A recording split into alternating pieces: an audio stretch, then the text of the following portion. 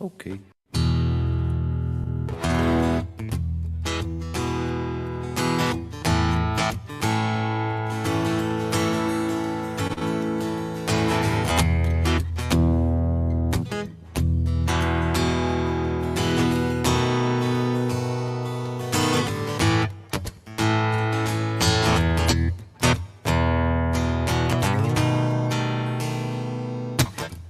Is it a hump or a drop? What do you say? You've got to twist your words in every which way, because the model will always dictate what you do.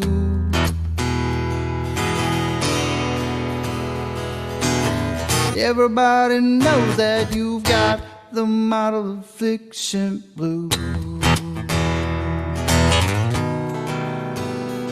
Is it a straight line, or does it curve? Some people don't clamp it, but that is absurd.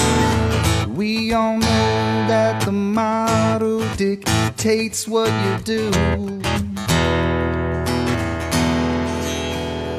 And everybody knows that you've got the model affliction blues. Model affliction, it's your addiction. Model affliction,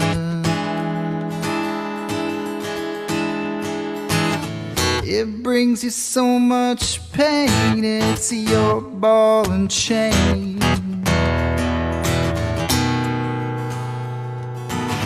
Conflating curvature with elevation change. Just got your local distance just out of range. That oblique is gonna dictate everything that you do.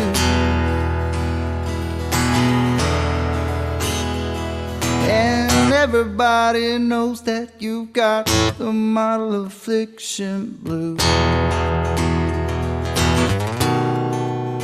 Model affliction, it's your addiction. Model affliction, it brings you so much pain, and it's your ball and chain. It's your decision defending the model position. You just don't know the geometric proposition. That old ball will always be illogical to you.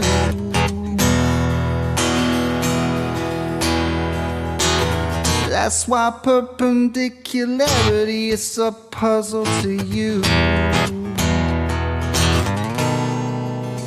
Model affliction,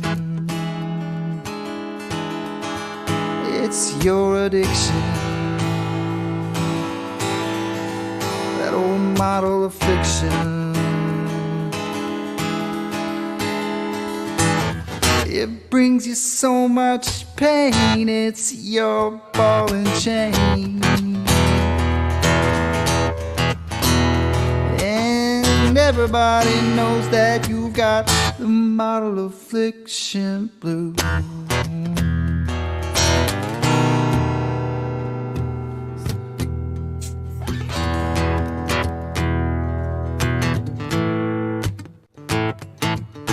Works really good with this guitar. Is it a hump or a drop? What do you say? You got to twist your words in every which way. We all know that the model dictates what you do. Well, we know you got it, the model affliction blues. Model affliction, model affliction, model affliction,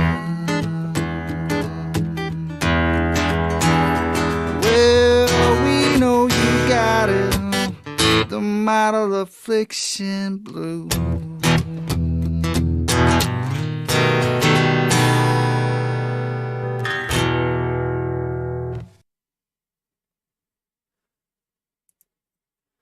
And we are live. Welcome everyone. It is Model Affliction Monday, but I'm going to do something slightly different-ish. We're going over the third part in a series of Flat Earth Mathematics is deciding to go up against a statement that we said quite a bit ago about vertical and horizontal being perpendicular. No one got a. So just so we can go back over it, did I get that? Let me just check. I don't know whether I have made a GIF, but let me just check, make sure. No. All right, I'll just be 1 second. I should have been a little bit better prepared.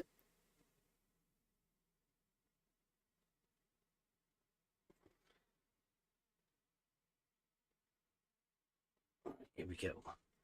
So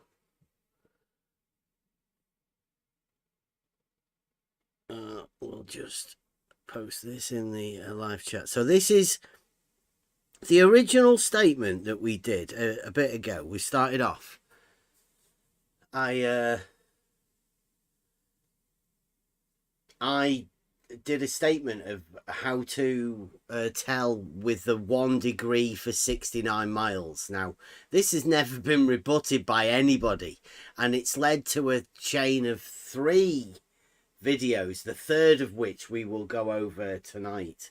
But you'll see that this one's been a 5-month tour of duty, let's say. He's been planning this one for 5 months in between the second and the third rebuttal. So what you see on screen there is the my depiction of 69 miles and a 1 degree change in angle over those 69 miles. Now, this is the initial thing, because I said at each of those points where those angles are measured, there would be a vertical that would be perpendicular to the horizontal. And since all distances are measured horizontally, then the 69 miles must be a horizontal distance. Very simple statement, to which has led to a chain of videos from a guy called Flat Earth Mathematics. Now, I'd say this guy that's called himself Flat Earth Mathematics is actually a flat earther. So judge by yourself to see whether this particular statement about measuring an angle and where it's led to and how far we have gone off key. So this occurred, I think he put it out, was it last night? Last night, late on last night for me in the UK time. Yeah. Right, so there's a couple of videos here. This first one is are we ready? Is everybody ready? Has anybody got anything else they'd like to talk about, or should we go straight into this video? I think we should just get on with the this. So this first bit is going to be very complicated and confusing. I'll help you out with the best I can, but again, you have to remember that this has been done because he's a statement that was made about vertical and horizontal being perpendicular over distance. So it doesn't really matter. Here, there, everywhere you go, vertical and horizontal will always be perpendicular. That's led to this chain of videos. Let me oh, my screens are all messed up again.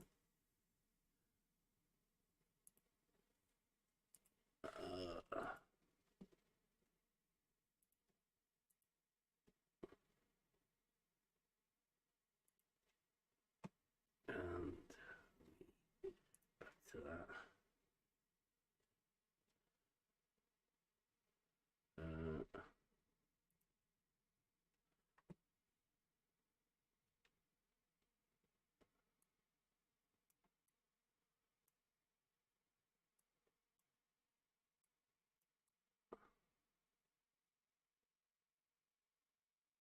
A bit bigger. Sorry.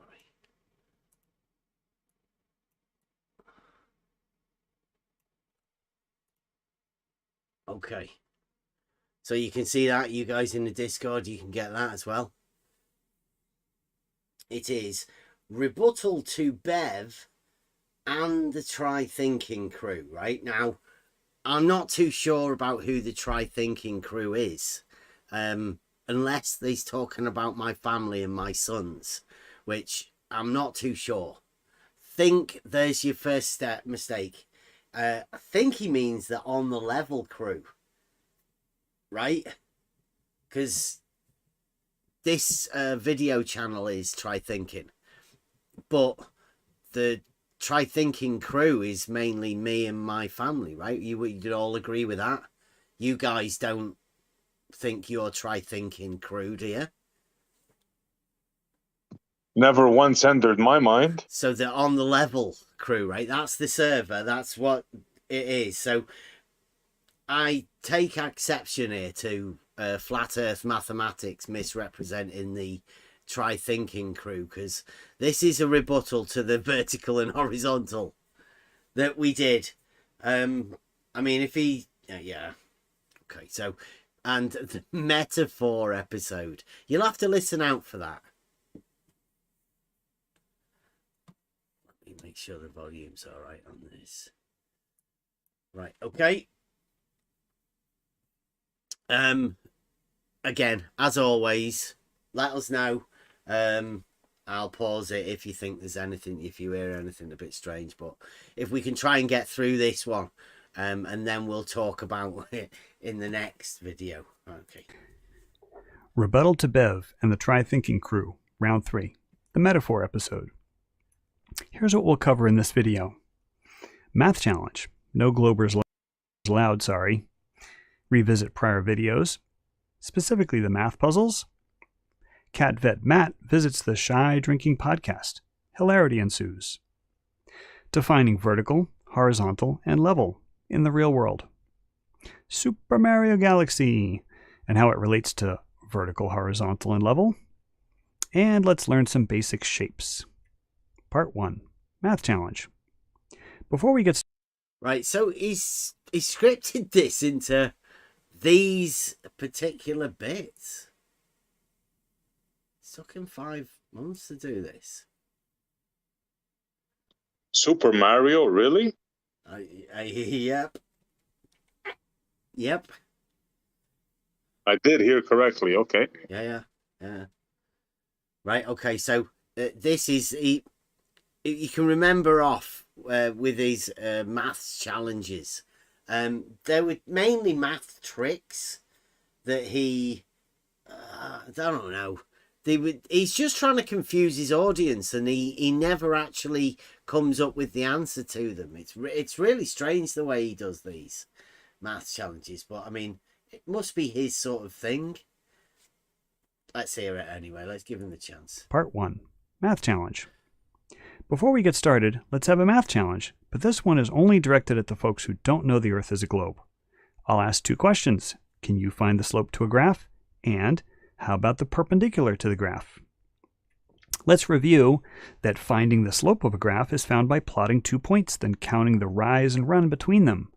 Slope is defined as rise over run, or more technically, the change in y values, or delta y, over the change in x values, or delta x.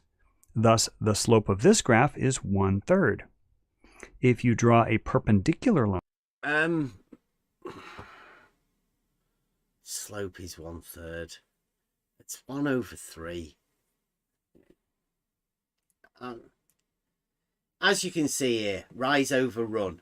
I'm pretty sure that we've been saying this for quite a long time. This is nothing new. The rise, the vertical change, or on this graph it's a y, but the y is vertical. So y, and then the run, the x, the distance across the x, which is horizontal, vertical. We've been saying that quite a long time. That's the only way you can work out slope or grade, by having this vertical change over the horizontal. If there's no vertical change, there is no slope. And that's what you would call a horizontal. Is 1/3. If you draw a perpendicular line, you'll very quickly see that the perpendicular slope is the negative reciprocal of the original slope. Thus, a slope of -3 is perpendicular to our original 1/3 slope. But what if we have a curved graph? Let's graph the function y equals x squared, the parent of all quadratic functions. Here's the question. Can you find the slope of this graph? If so, what is it? Having asked that, can you find the slope of a line perpendicular to y equals x squared? If so, what is it? Bev, I look forward to your discussion of these ideas on your show, and for all non-Glober viewers of this video, please feel free to share your answers in the comments. Let's have a look. What's he trying to get at with that? Don't know. Rise over run, really, but then he's got like a graph with a curve and the slope between 2 points. As you can see, the slope between 2 points, it changes on a graph like that. So you just wrote some random. For the flirts, the slope of x equals y equals x squared is 2x.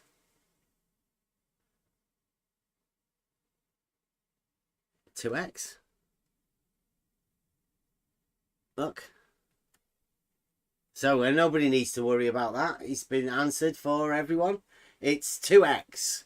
It obviously variable, but I mean, let's call it 2x. Somebody in the chat says the 2x. I don't know if anybody else has put anything.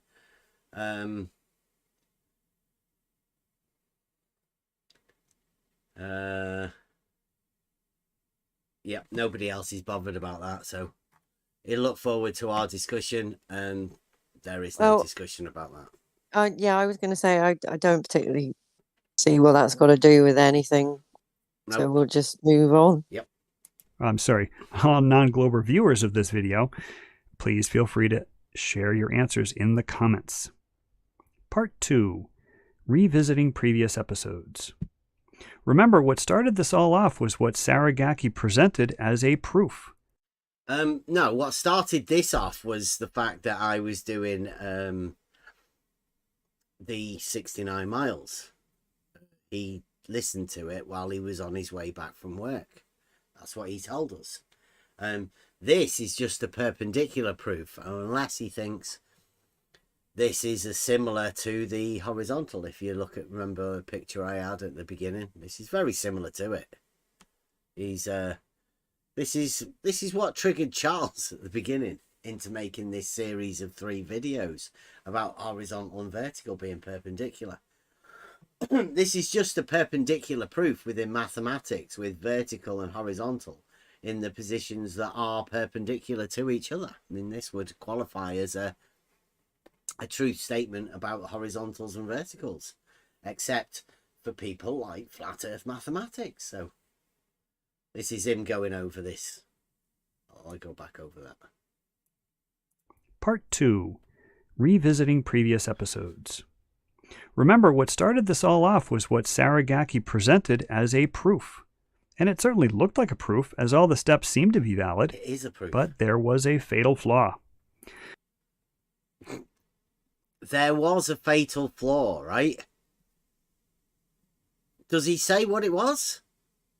Or leave it up to you to imagine that there might have been a fatal flaw? It's a mathematical proof. You can check it for yourself. There is no flaw, except... So in my response video, I included a proof that 1 equals 2. Again, it looks algebraically correct if you look at each step, and there really doesn't appear to be any math errors. But the fatal flaw is that I'm dividing by 0 after camouflaging 0 in the form of a minus b. In my second video, I presented the famous Monty Hall problem, where you're on a game show and you pick one of 3 doors, and the host opens another door and reveals a goat and asks you if you want to switch your choice to the other unopened door. Again, I quote-unquote proved that it doesn't make any difference, and I even included testimonies from PhDs in math and statistics, a visual diagram, and even the word of my own grandfather. But none of this was proof at all, because the correct answer to the puzzle is you double your odds of winning if you switch doors. What's this got to do with anything? I think he's trying to equate Saragaki's well, it's not, it's a perpendicular proof within mathematics with vertical and horizontal row on it. He's trying to equate that with some tricks that he's done. That those two things that he's got there are mathematical tricks that you just have to work out for yourself. They're logical puzzles. Some sort of probability nonsense that he's trying to evoke here, which has nothing to do with anything. He's not addressing the perpendicular proof within mathematics at all. He's just trying to like equivocate these things with that by not stating anything about the perpendicular proof within mathematics. It's terrible, but this is the way flat earth mathematics has to work. Within trickery and stuff within mathematics. It's terrible. So what was my point by these two math puzzles? What was his point? They were metaphors for proof which isn't proof at all. Oh, this is great. Did you guys hear that?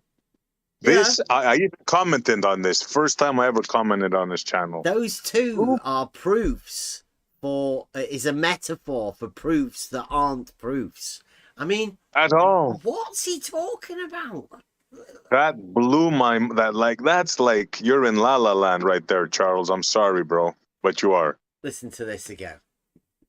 If you switch doors. So what was my point by these two math puzzles? They were metaphors for proof which isn't proof at all. In the proof? I'm sorry, but in mathematics, there are no metaphors. Yeah. And is there a proof that isn't a proof? Like, what's that? That sounds like a contradiction to me within mathematics. I mean, come on. For me, within anything. For me, it is just a trick, another trick to make his invalid point only by association. But in fact, there is no association between his examples and Saragaki's proof. But he is trying to make some association. I don't know why, because it is completely nonsensical for me.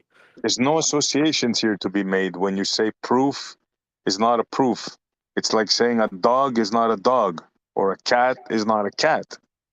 Kind of like nonsense. Yes, but he is saying that this is metaphor. So he's saying that this is metaphor.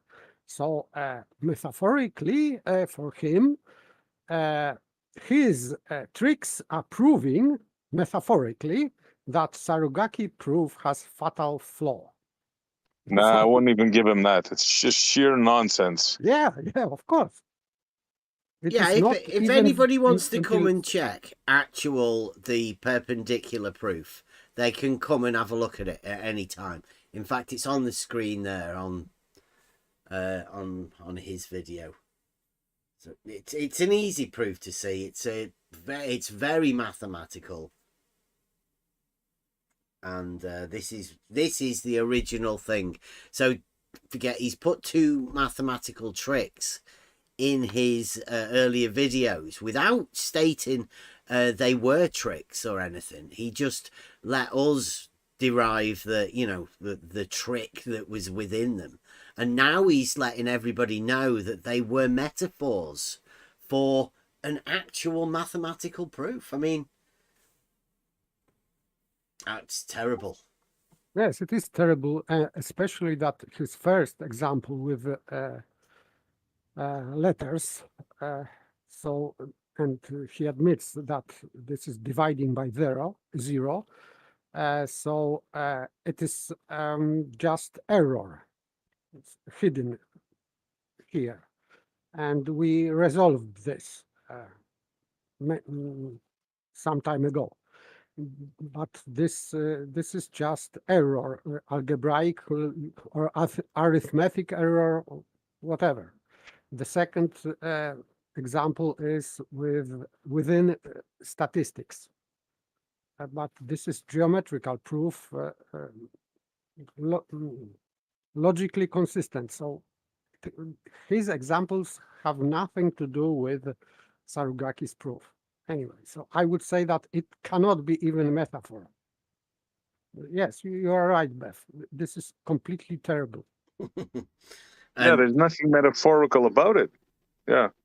Can I add as well? Saragaki's he is here, he's listening, and he'll let us know in the chat if there's anything wrong, right? But he says he can't talk on the mic, so we're going to do our best to represent Saragaki. Within this, it's a mathematical proof that Saragaki just wrote out for us.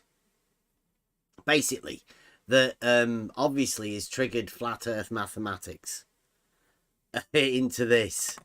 Again, just a proof.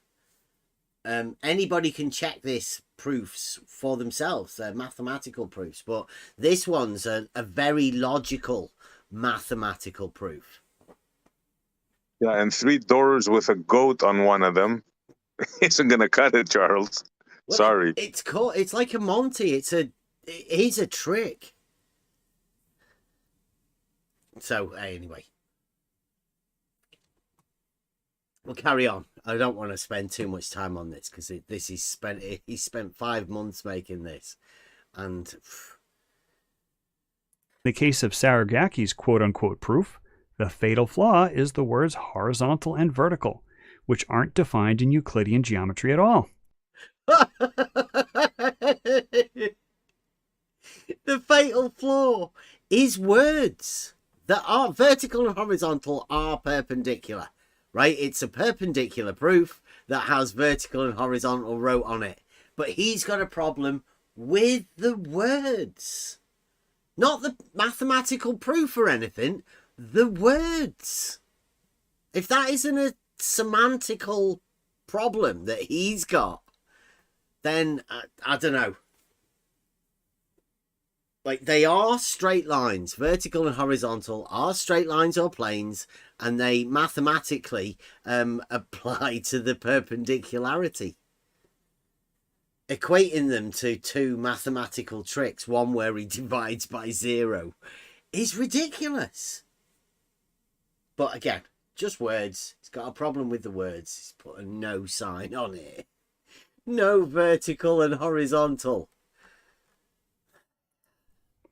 As I've said many times, one of the great things about geometry is the infinitely scalable nature of the theorems and diagrams. So while Saragaki's diagram is indeed true on the local scale, it cannot be scaled to cover large distances because vertical is defined as... See that?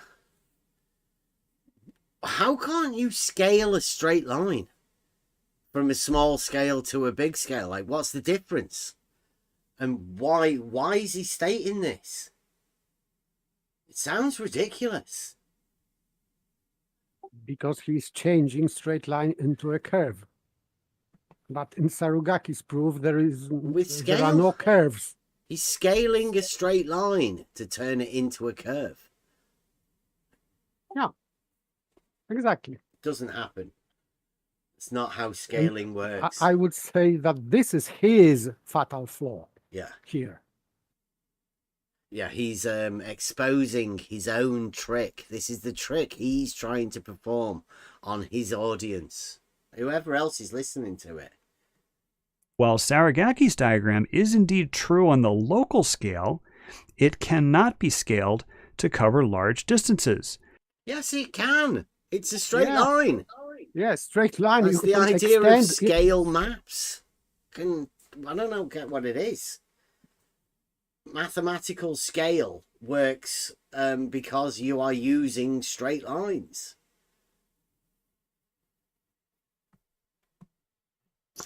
Horizontal is definitely a straight line. So the mathematical proof of a perpendicular, of course it applies in reality.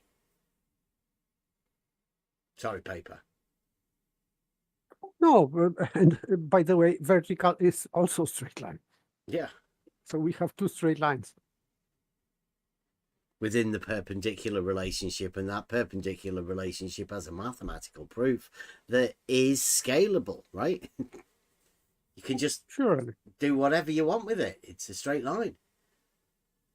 Because vertical is defined as aligned with plumb, and plumb changes across the earth. What do you mean? Plumb and level are always perpendicular, just as vertical and horizontal are always perpendicular. Where does it change? Plumb is always perpendicular to level. Always. There is no change. Flat Earth mathematics think plumb changes somewhere. Part 3. That's Cat it. Vet Matt visits the Shy Drinking Podcast. Right. Now, you'll have to bear with me because I haven't got a fuck what this bit's about.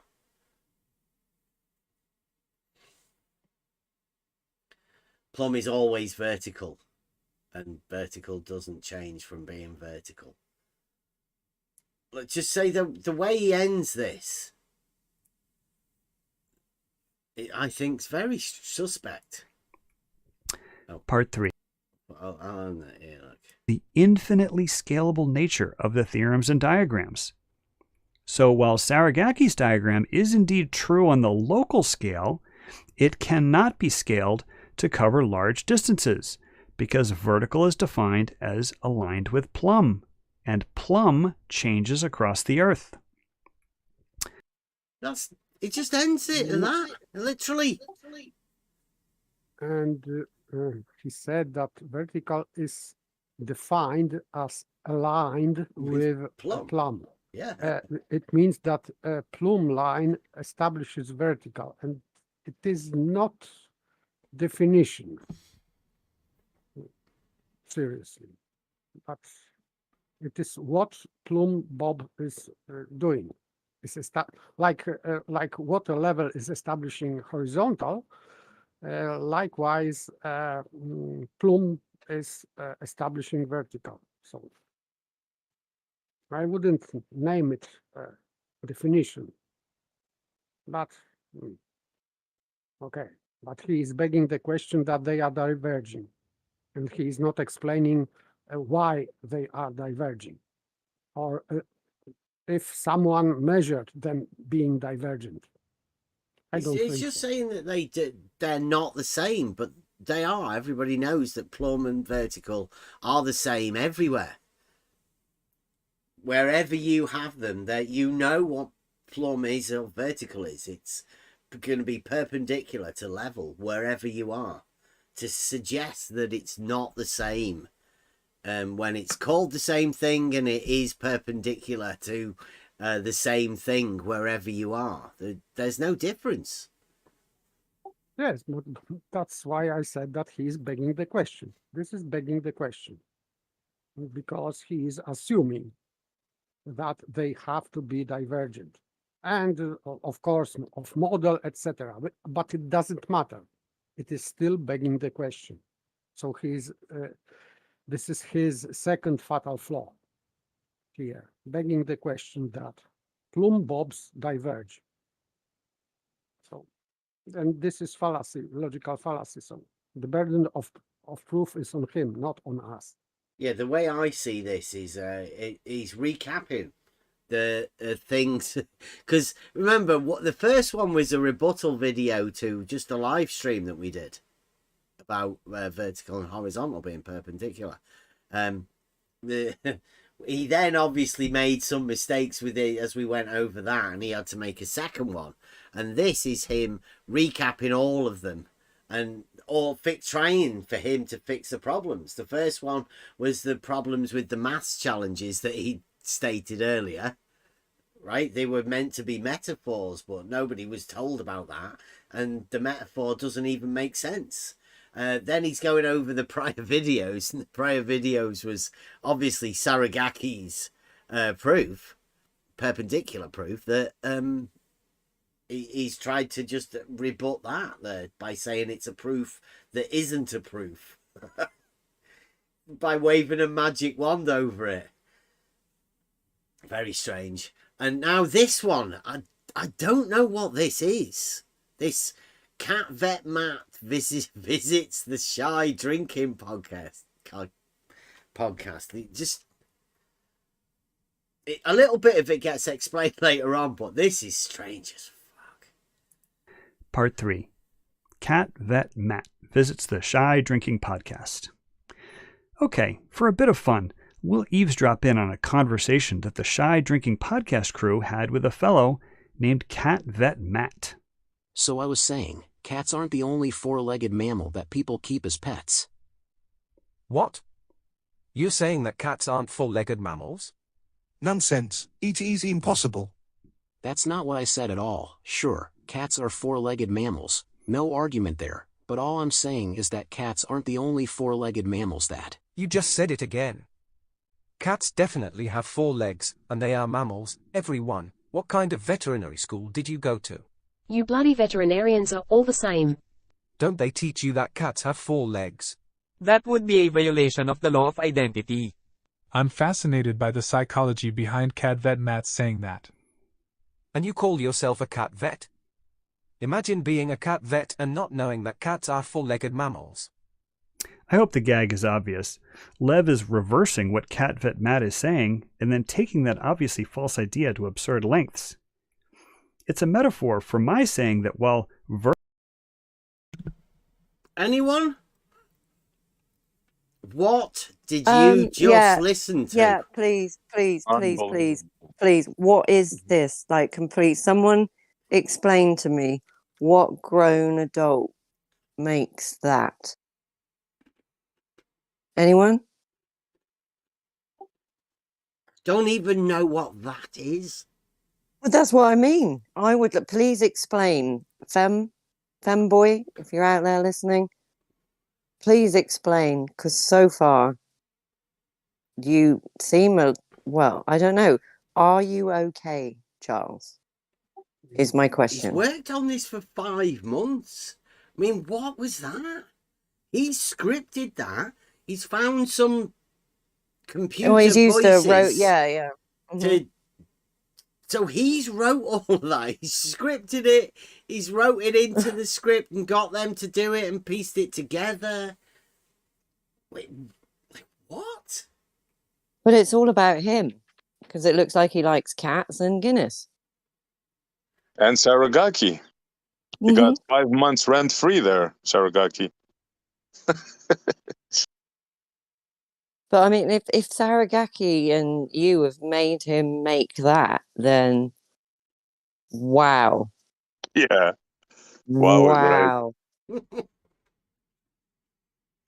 That I suppose actually you could call it kind of like pure genius in a way.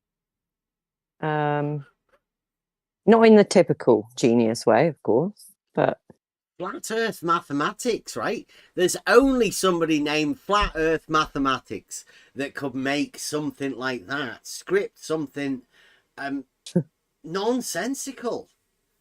What? Cats of 4. What? So as I was saying, cats aren't the only 4-legged mammal that people keep as pets. Wow. Yes, that's true, because some people keep, for example, dogs, and they are also 4-leg mammals. Yeah. No way. This no way. is Dogs have 4 genius. legs. Genius. Gerbils. I've seen a cat with 3 legs, so that was a complete lie. It's unbelievable. Crazy. Anyway, how long does this video? How much more of this This genius is 5 do we minutes have? into 18. He scripted Okay, so it. It's who all in is different parts. who is Car? Who was the thing? Car Van Matt or Cardboard what? pianist. So there's Matt, there's Lev, who says, "What are you saying that cats aren't four-legged mammals?" Nakatomi. Yeah, that's I mean, is he just made up? Are these like his favorite names or something? Saragaki. Because Nakatomi said that would be a No. violation of the law of Yeah, identity. Nakatomi, because Sarugaki sounds like Japanese, so he's using Japanese, Nakatomi. Okay, Cardboard so who are the other ones? Cardboard pianist, sorry, I think that would That's be you. me. Mm-hmm. I'm Lev. Yes. Yeah, Lev. I think you might be Mage. I think you've got a point, isn't there? No. Yeah, that's a female. Female voice, yes, female voice, yes.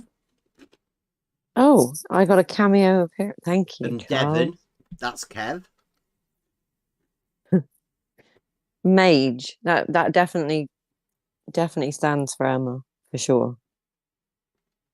And he's equivocating cat veterinarian with a teacher.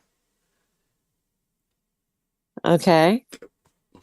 Because he says at the end, I say, and you call yourself a cat vet? It's so fucking bad. Terrible. I mean, why not just use what you're straw man. actually talking about? Yeah, you've got to make straw men, right? This is one ridiculous straw man that he's scripted himself to use as a metaphor. Oh, So yeah, no, Mage would be Paige. Possibly. Oh, okay, possible, yeah. Mm-hmm. Yeah. That was a dinosaur Falcon just posted that in there. Yeah, because yes. Yeah, I suppose because Paige was having a go at him, yeah. He remembers things like that. Well, I didn't even get an honourable mention. Well, he did add a woman in there, right? So anyway, so let's hear his metaphor of this scripted straw man podcast. Lev is reversing what Cat Vet Matt is saying and then taking that obviously false idea to absurd lengths. It's a metaphor for my saying that while vertical and horizontal are in fact perpendicular, not all perpendiculars to a horizontal are vertical. But this has been turned around as me having a problem with the perpendicularity of horizontal and vertical, or with perpendicularity in general. Let me be crystal clear. Horizontal and vertical are in fact straight lines, and horizontal is perpendicular to vertical. Okay, so there you go. So it follows that verticals have to be parallel to each other. Perpendicular, yeah. No, I'm saying because he said horizontal is straight, vertical is straight. So well, perpendicular to vertical is horizontal, and perpendicular to horizontal is vertical. Yes, but he's saying of course that, all the horizontals are parallel. Yeah, right? but he's saying no. That well, it is I don't not know. True. Let's see. Right, this is flat Earth mathematics. He's about to tell you now. That's why I paused it just here. He just said that before. Yeah, a few seconds before. This is how he's finishing it though, because you can see he's coming up to a break. So again, he's finishing it with an abrupt ending to the full stop, no exceptions. Part 4. Literally. When he's done. He's done. Yeah, literally, right? He's talking about this, right? This has been turned around as me having a problem with the perpendicularity of horizontal and vertical, or with perpendicularity in general. Let me be crystal clear. Horizontal and vertical are in fact straight lines, and horizontal is perpendicular to vertical. Full stop, no exceptions. Part 4. Sorry, can you defining vertical. Yep. Bev, can you put this his diagram again? That one. Yeah. So still, this horizontal here, he's talking now suddenly he's talking about level, but he's really talking about horizontal. So in that Horizontal diagram, line, it says it there. yes, straight line, and perpendicular is horizontal, sorry, vertical. And you can move this orange. That line isn't horizontal, though. Okay, but if this Vertical blue isn't line vertical either. Okay, but if he is assuming that this is horizontal, and he is saying that this is straight line, and he is labeling that horizontal as horizontal, so this perpendicular line is vertical, and you can move this line along this horizontal, and it will be still vertical. So because it is perpendicular. So he's just contradicting himself. Yeah. Yeah, he's got there not vertical, but it is perpendicular to horizontal, right? Literally in the drawing, it's got perpendicular to P's horizontal, but not vertical.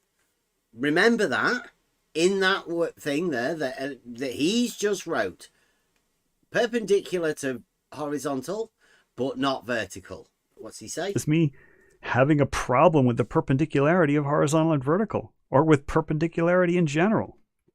Let me be crystal clear. Horizontal and vertical are in fact straight lines, and horizontal is perpendicular to vertical. There you go. But he said it wasn't. Yeah. It was not vertical. Yeah. It was perpendicular, but not vertical. He's just broke his own rules straight away. Yeah.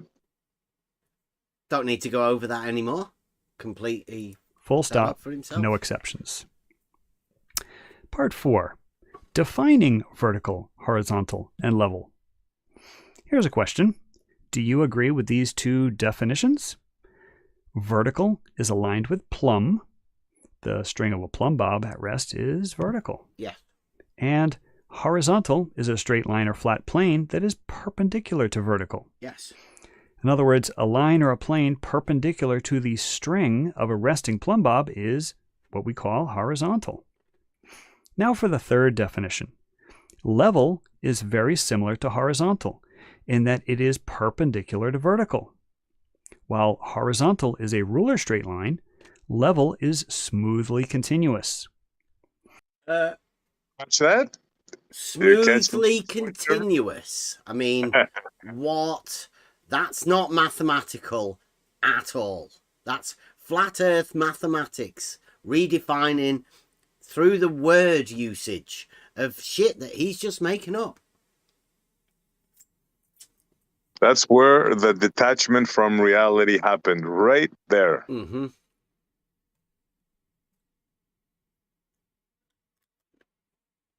And I don't know from where these citations are, really.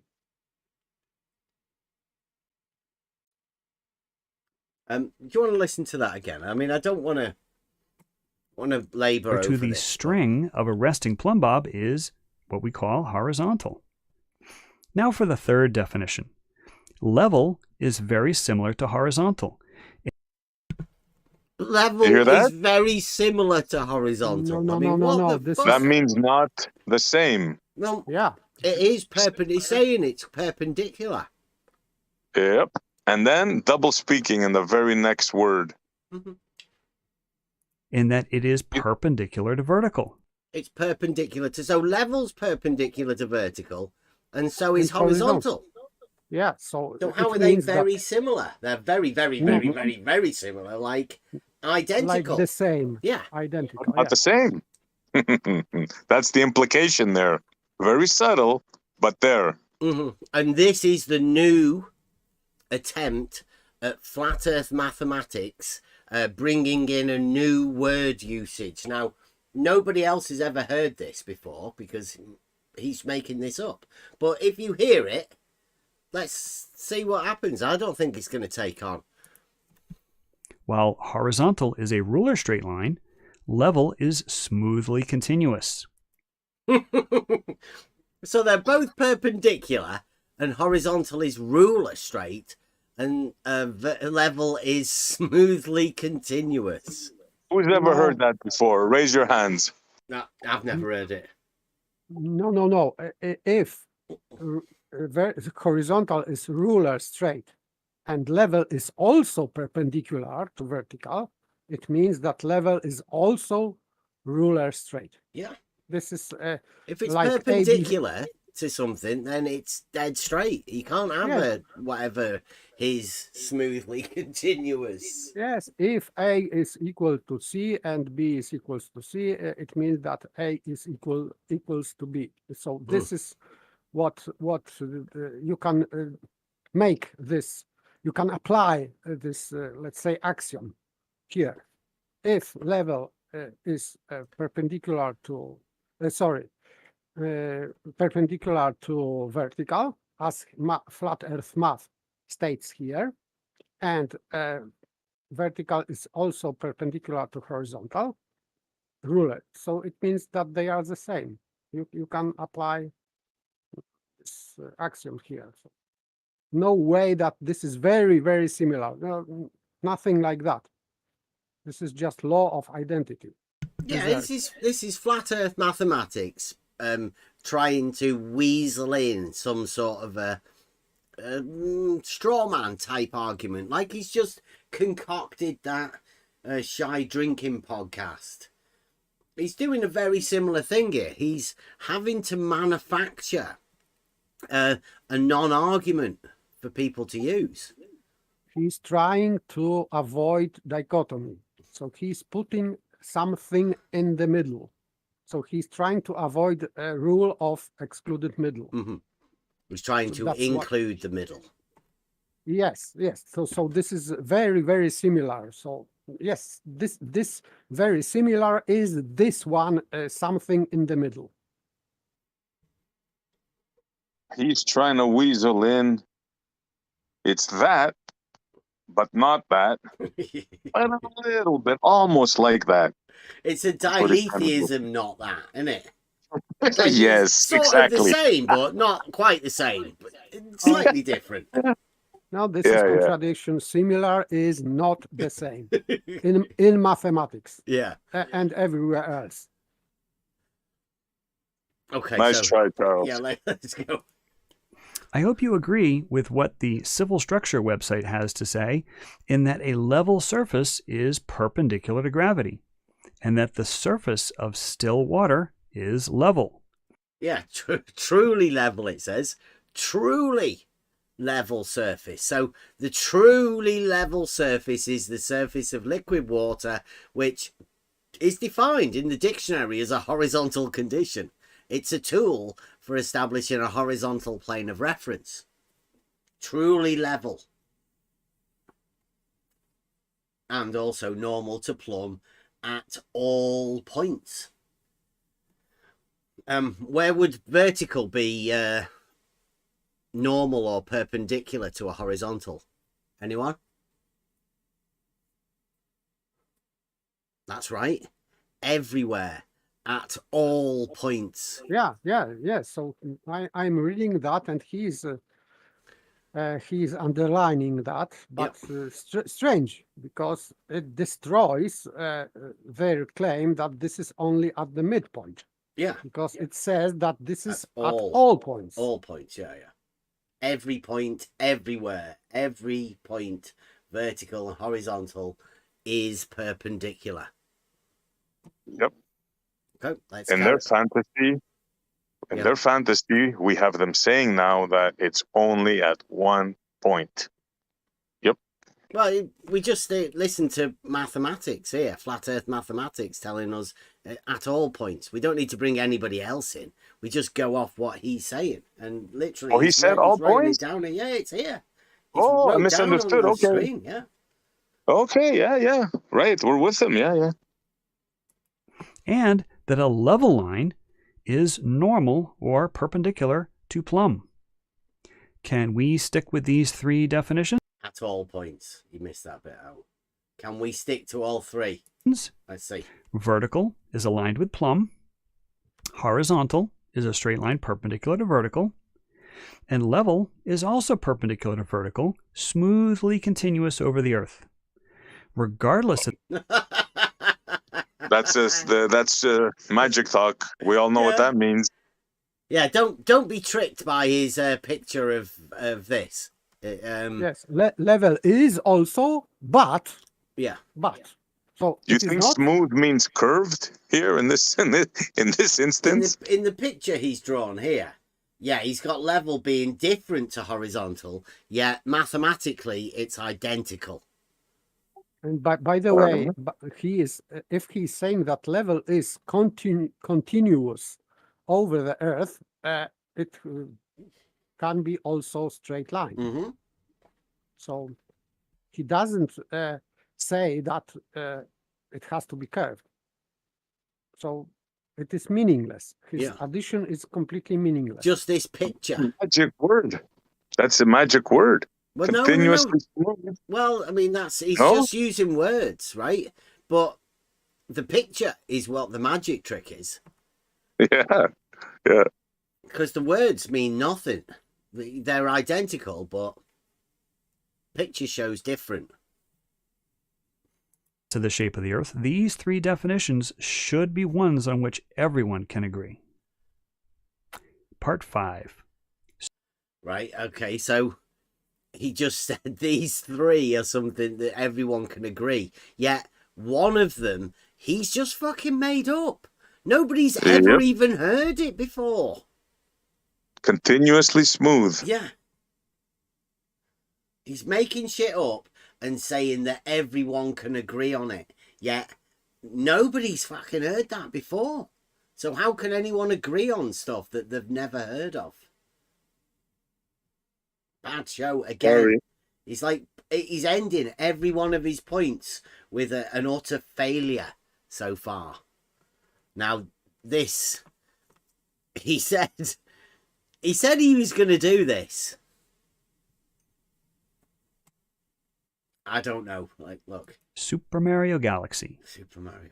So I'd hope you'd agree that there is disagreement about the shape of the Earth. You've taken great pleasure in mocking those of us who know the Earth is a globe, and you claim you're not a flat Earth fellow, and it's clear that... He said who know the Earth is a globe, right? Didn't he? Yep. Yes. Yeah. Right, so knowing requires a knowledge, and knowledge is gained through proof. And facts, which he said there are none before. Mm-hmm. And he uses this term, flat Earth fellow.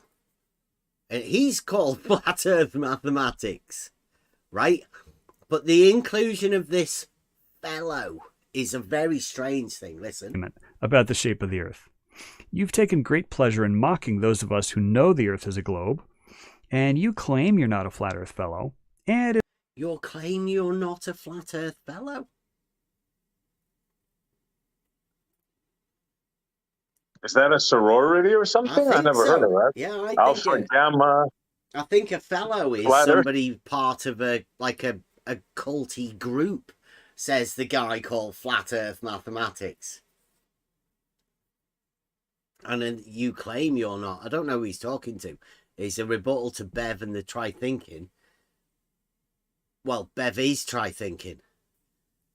Or my son's try thinking. So make your mind up. Who's he talking to? I'm not a flat earther. I can prove that the earth is not flat. I know for a fact that the earth is not flat. It's clear that you believe that all horizontal planes are parallel to each other. Yes. A great visual example to demonstrate this difference is Super Mario Galaxy 1 and 2, originally for the Nintendo Wii and now on the Nintendo Switch.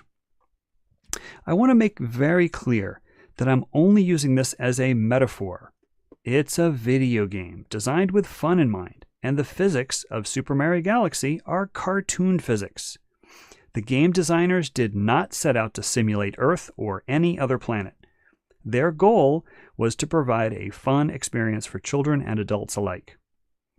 What's fascinating for me is that the levels have two different physics models. Some levels have a universal down orientation, such that all vertical lines are parallel.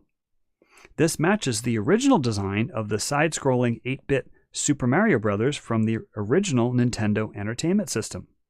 Hitting the jump button propels you up in the opposite direction of down. You go down green pipes, and you jump up to grab the highest point of the flagpole that you can. The flagpole, of course, is oriented with vertical. But there are other levels where down is not universal, where down is in the direction of gravity, wherever Mario happens to be. Is that true? I don't know, but what am I listening to? You're listening to a guy called Flat Earth Mathematics talking about a computer game for children. It sounds like a bit of a computer game review for adults and children alike. Okay, so but the title of this video is Rebuttal to Bev and Try Thinking Crew, right? Whatever. Mm-hmm. It's like, what's a Mario game got to do with anything? Nothing. It's not really any physics or anything, right? But this is metaphor, you know. Yeah. It's a game. Okay, can we does he not want to talk about reality instead? Well, I think he's implying that gravity is perpendicular to the plane that Mario's standing on the picture that he's showing at the thing there.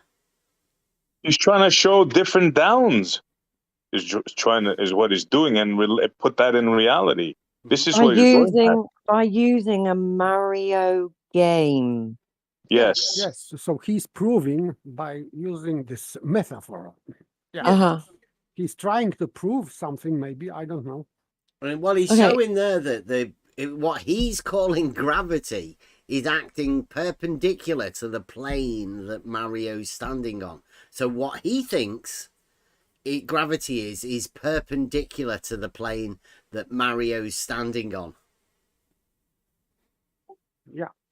Yeah, but only in one instance he claims that. Then he goes to explain another instance. Yeah. Why is he obsessed with Mario all of a sudden? It's not. It's a problem he has with perpendicular. And this is how he tries to justify vertical and horizontal to himself through Nintendo computer game. By using a game. Yeah. Yeah, obviously that's this. What you're looking at here, right, only applies to the computer game. It's got nothing to do with vertical and horizontal in reality. Nothing at all. Like, you can't walk on the side of a cube there and down isn't sideways. And how far are we into the video? Halfway through.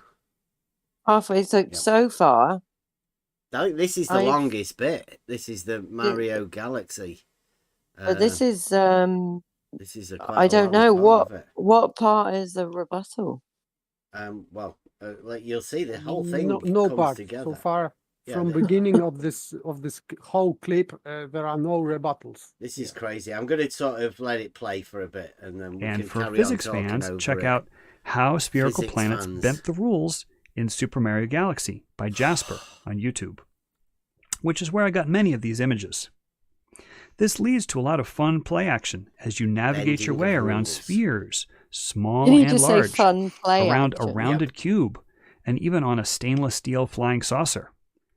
Down is simply towards the ground, wherever Mario is. Look at this. Look at this down here. Sorry, but this is not ground.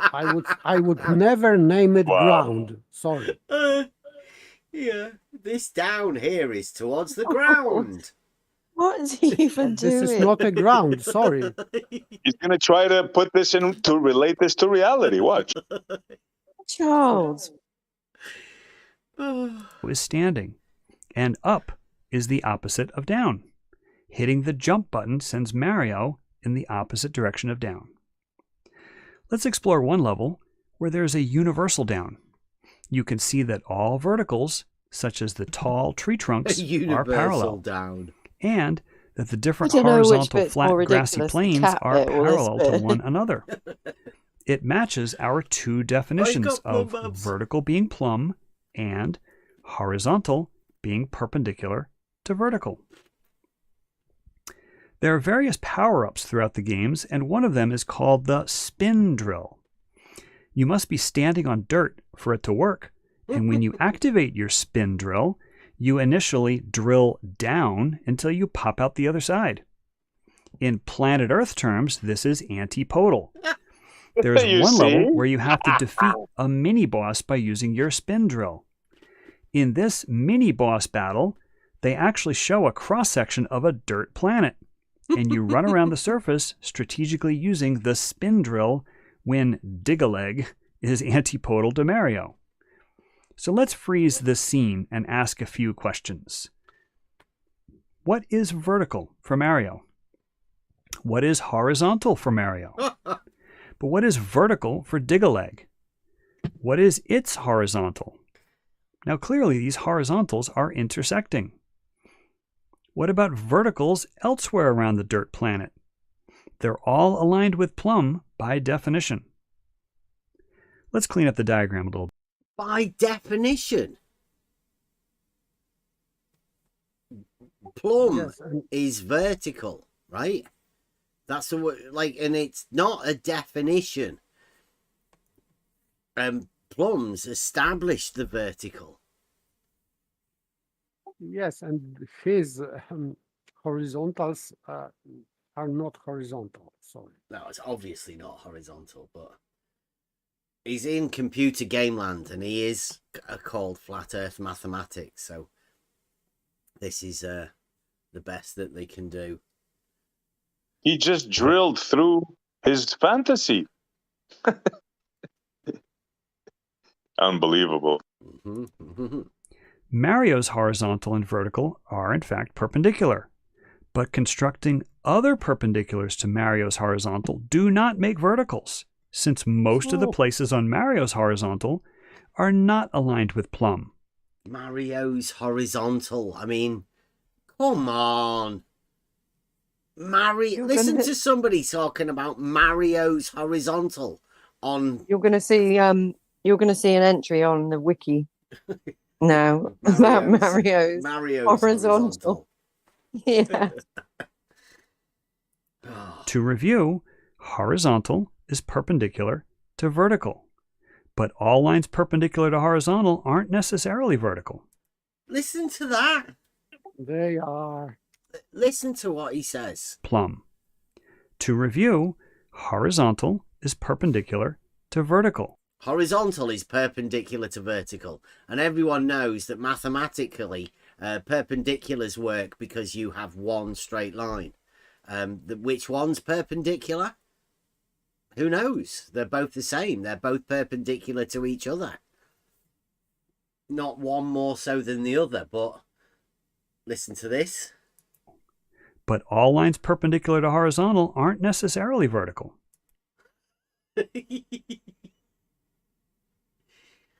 They are necessary. Yeah. Perpendicular only works one way for this, man. Ridiculous. Absolutely ridiculous. But hey, this is flat Earth mathematics. We can go further with this and include our third term, level. When it rains on the Bolivian salt flats, it forms a shallow puddle hundreds of square miles big, with the water at rest, or level. Here's a Mario world where he has a similar shallow puddle. Note the orientation of the flagpole, the blue button, and the green crystals. Why did he go back to Mario? Yes, that's you. He starts talking. It's a metaphor. Yeah. He starts talking about reality and then goes back to Mario Land. Yes, so this Uyuni Salar de Uyuni Salt Lake is the biggest in the world, I think, and he would prove many things with that, but he's just segueing back to Mario. I don't understand that.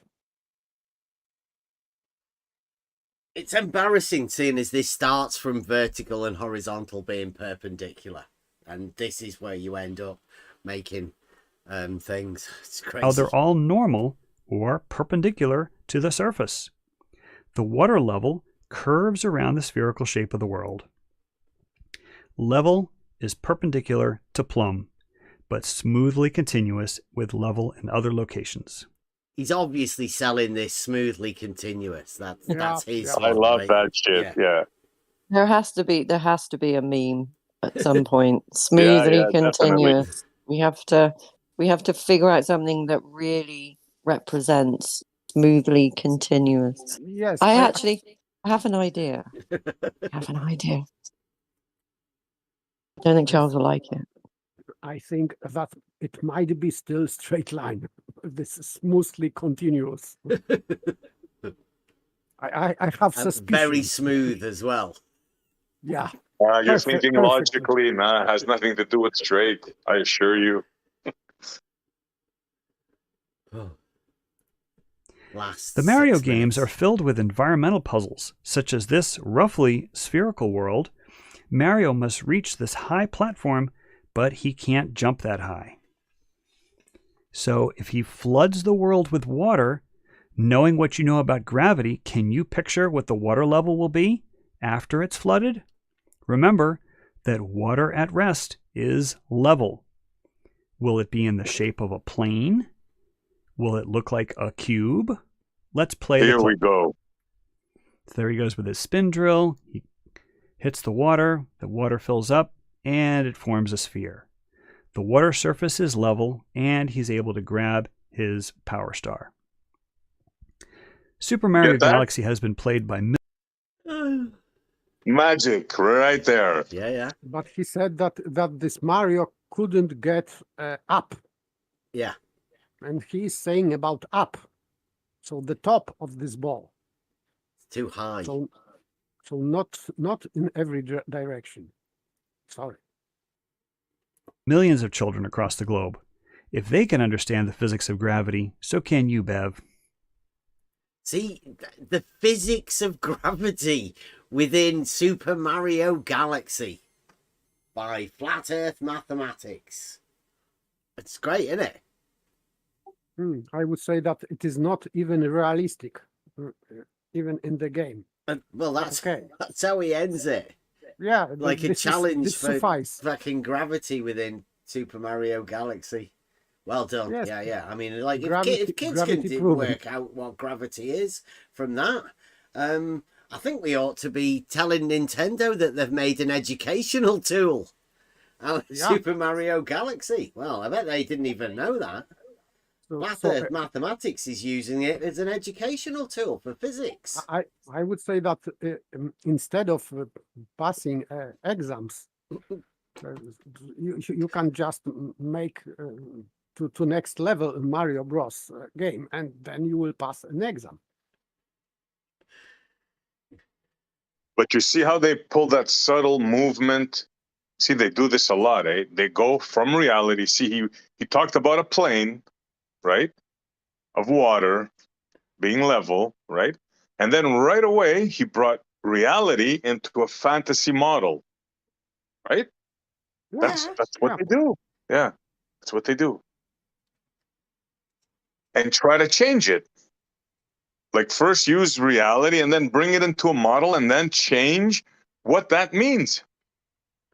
Make a straight surface curved in a model. That's what he did in his mind. And he tried to equate how simple it is for children and put Bev down that he didn't understand. No, we don't understand your fantasies, bro. Level is level and horizontal is horizontal, Charles. You're never going to be able to change that, bro. No matter what you do.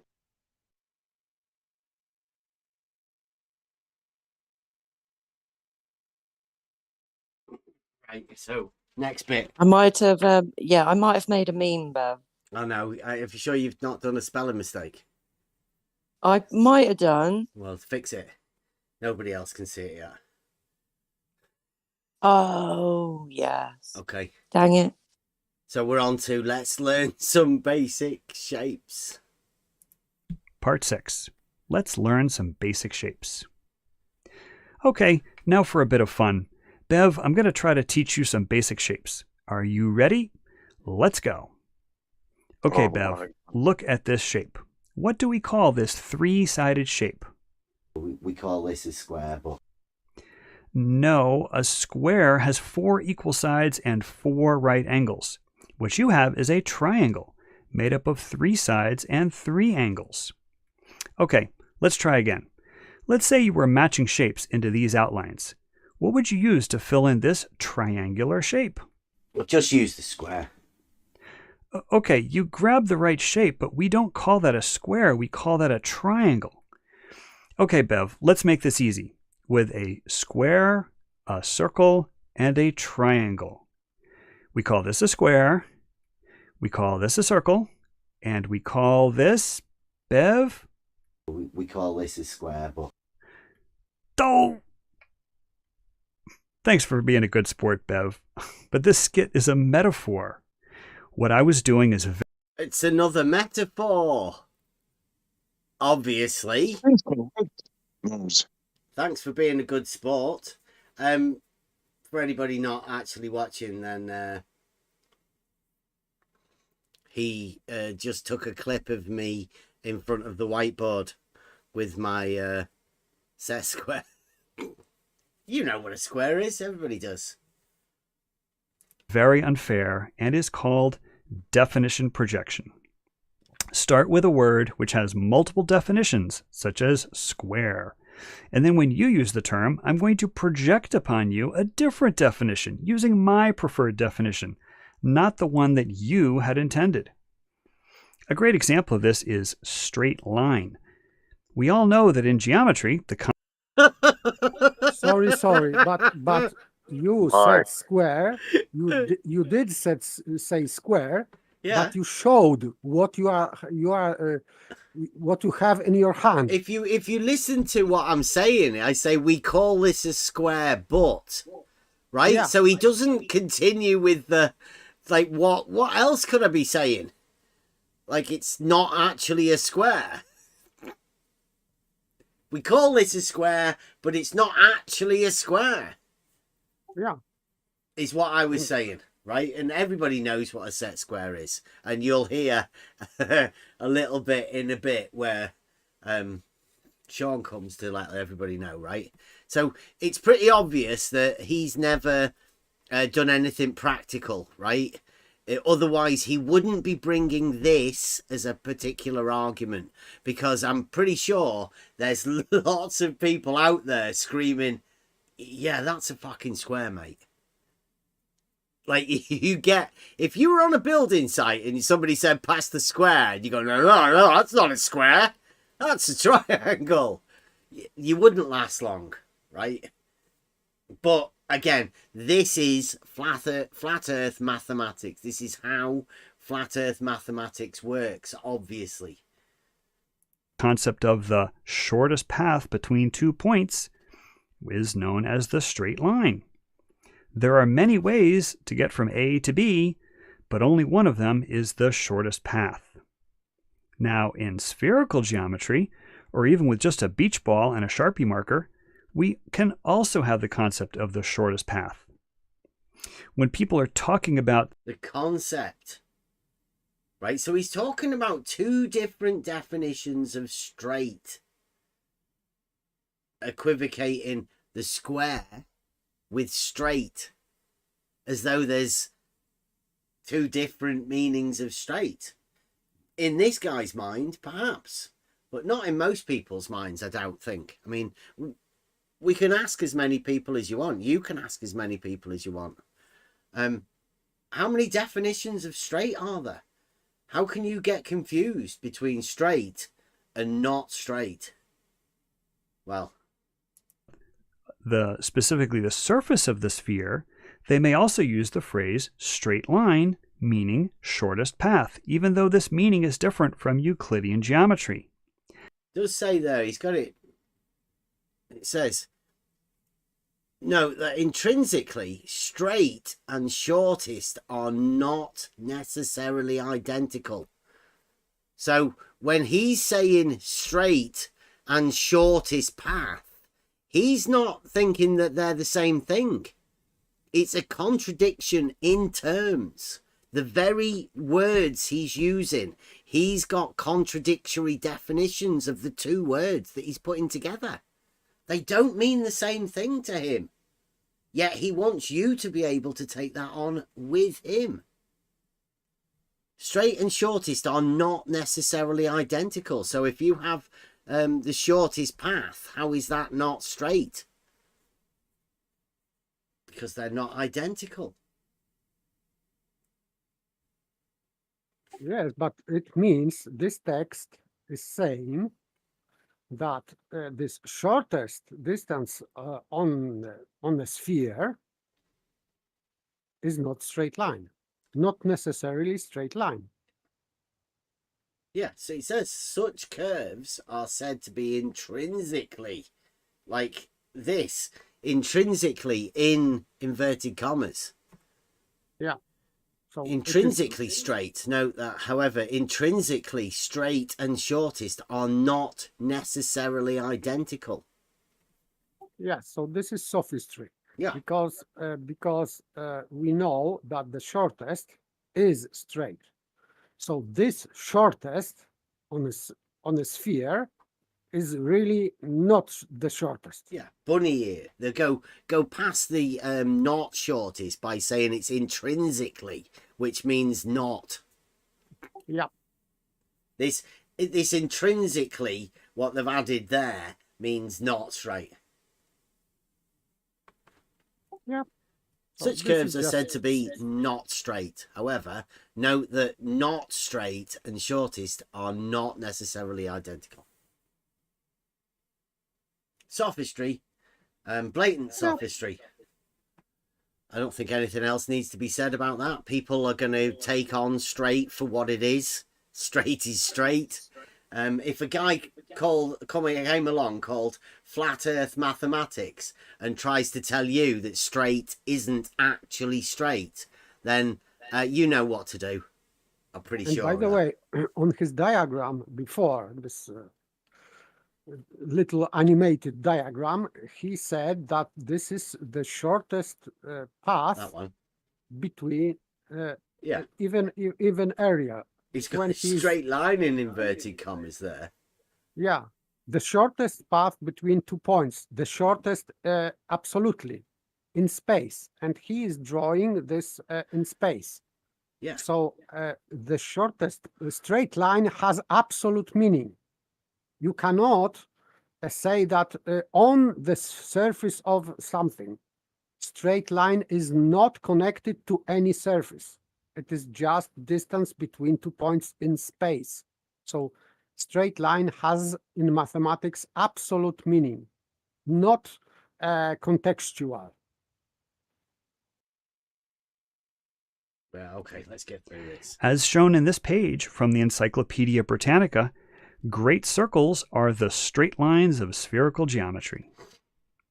A fellow can hold up a globe and say, draw a straight... A fellow can hold up a globe again. I don't know whether that's a term that he uses within his church or whatever, but it's very strange. I've not heard people use that fellow term. Some society, yeah.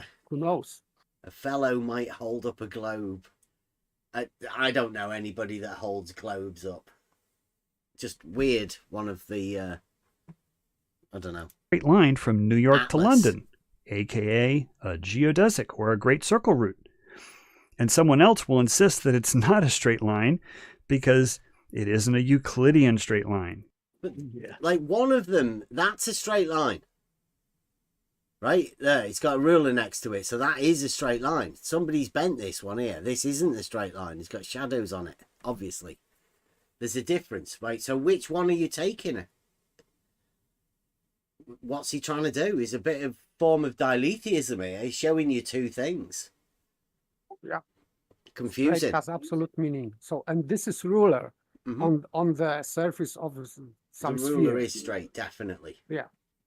So we can compare, we can say, okay, this ruler is straight and this line drawn on the ball is definitely not straight. Yeah, there's a difference between the two. Easy. It is, however, the shortest path drawn on the surface of the sphere. Parting thoughts. In conclusion, I'm hoping that we can agree upon some basic principles. Vertical is aligned with plumb. True. Horizontal is a straight line or a flat plane, perpendicular to vertical. True. And level is also perpendicular to vertical and is connected smoothly to level in other locations. Even if... Yeah, it's true. Level is perpendicular to vertical everywhere. Doesn't matter where you are. Anyone can do this for themselves. Completely identical. Yes, but he's saying that horizontal is perpendicular in the second sentence. Horizontal is perpendicular to vertical. Yeah. Level is perpendicular to vertical. So it means you can create syllogism from that. It means conclusion is that level equals horizontal. Yeah, the transitive law of equality, right? Yeah. If A equals B and B equals C, then A equals C. Horizontal equals level. Yeah. Very easy. We've done this. This is basically the argument that I gave to Blue Marble Science when we had our debate about this. Obviously, maths learnt that. If you don't accept that planet Earth is globe-shaped, I'm sure you can agree that level in London is smoothly connected to level in New York City.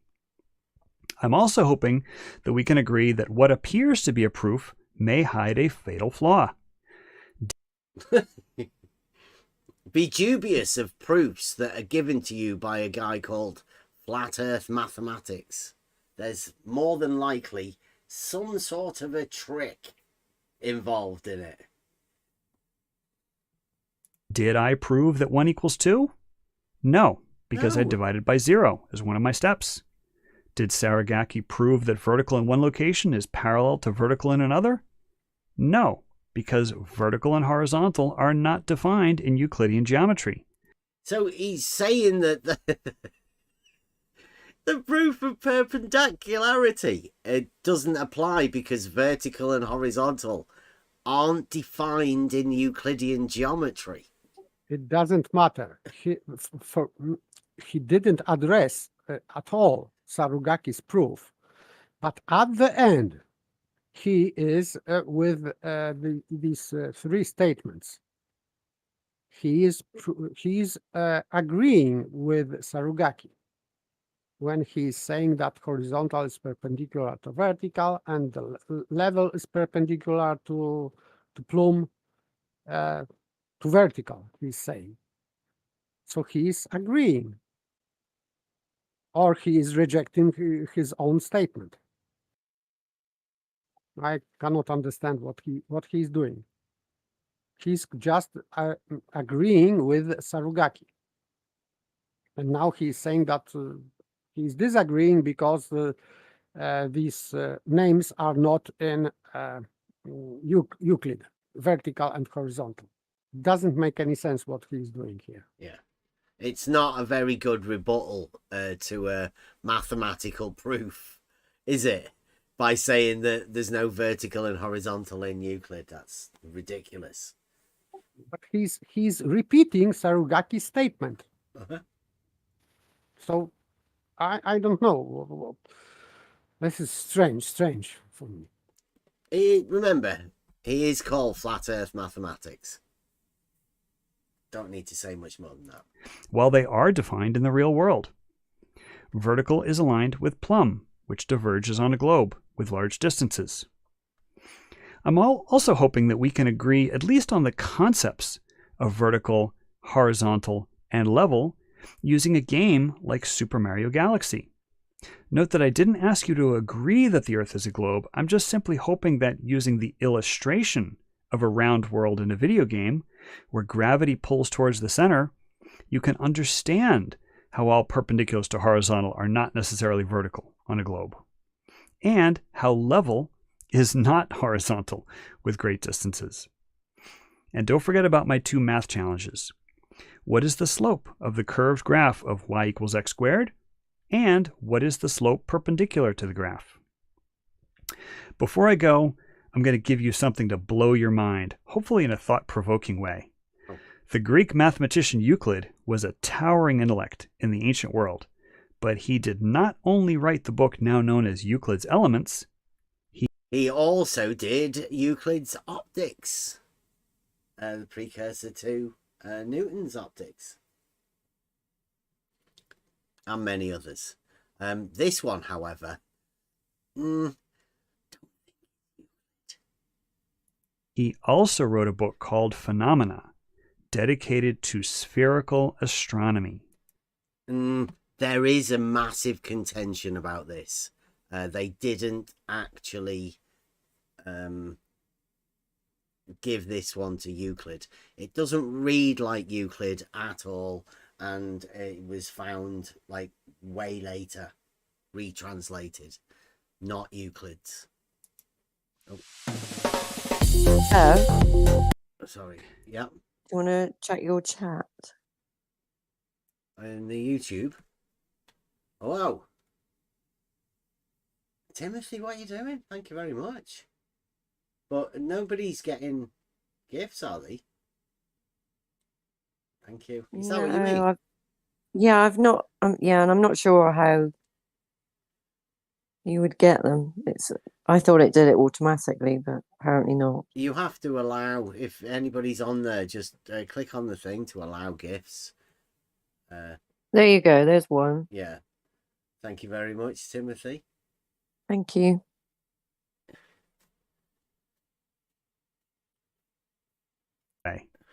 The Greek mathematician Euclid was a towering intellect in the ancient world, but he did not only write the book now known as Euclid's Elements, he also wrote a book called Phenomena, dedicated to spherical astronomy. It turns out, Bev, that Euclid was one of the fathers of spherical geometry, but it gets... No. No. Euclid was not the father of non-Euclidean geometry. Just doesn't. Yes. Not. And it was about astronomy, so not geometry. Yeah, and there, like I say, there is contention that Euclid actually wrote this. Okay, but there's no still proof within it, so he wouldn't. Still, even geometry is measuring the Earth. And astronomy is not measuring the Earth. Yeah, Euclid dealt with logical proofs. This Euclid's phenomenon is not proof. It doesn't even read like Euclid. So make it of this what you will. It's just being said by a guy calling himself Flat Earth Mathematics. But yeah, do please look into mathematics is Flat Earth Mathematics claims here. Gets better. In the preface, the authors explained that Euclid's phenomenon belongs... This work was first printed in 1996. That sound like Euclid? I am very suspicious here. Mm-hmm. That's the first words, the preface to the second printing. This work was first printed in 1996. Yeah, he's going to miss that and continue on with this. Belongs to a branch of ancient mathematical sciences that the Greeks called spherics, whose purpose was to explain the geometry of the celestial sphere and its circles, as well as the consequences of that geometry for observers on a spherical Earth located at the center of the celestial sphere. The center of the celestial sphere? Work that out. Work that out. Logically, mathematically. How can you be at the center, the observer at the center of the celestial sphere? Where would that place you? In the middle of the sphere. So in the center. Of what? Of the celestial sphere. Celestial, yes. Celestial right, not sphere. the actual sphere that you're thinking of, right? Or that anybody else is thinking of, that this guy's thinking of. Yeah. No, Yeah. this is at the center of the celestial sphere. The Yeah, yeah. observer is at the center. Yeah. The monad.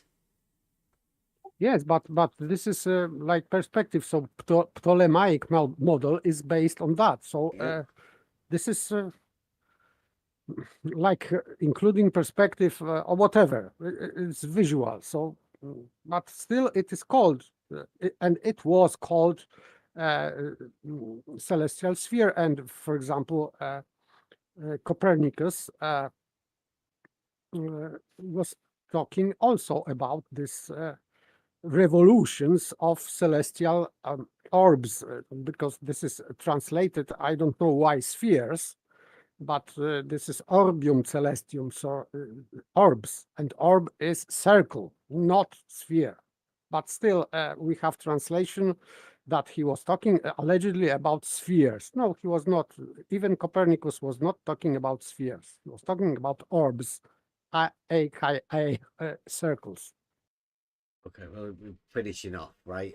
This is, again, he's adding shit in at the end. If you like this content, please leave a like and share. And as always, please be kind in the comments. Bye. Bye.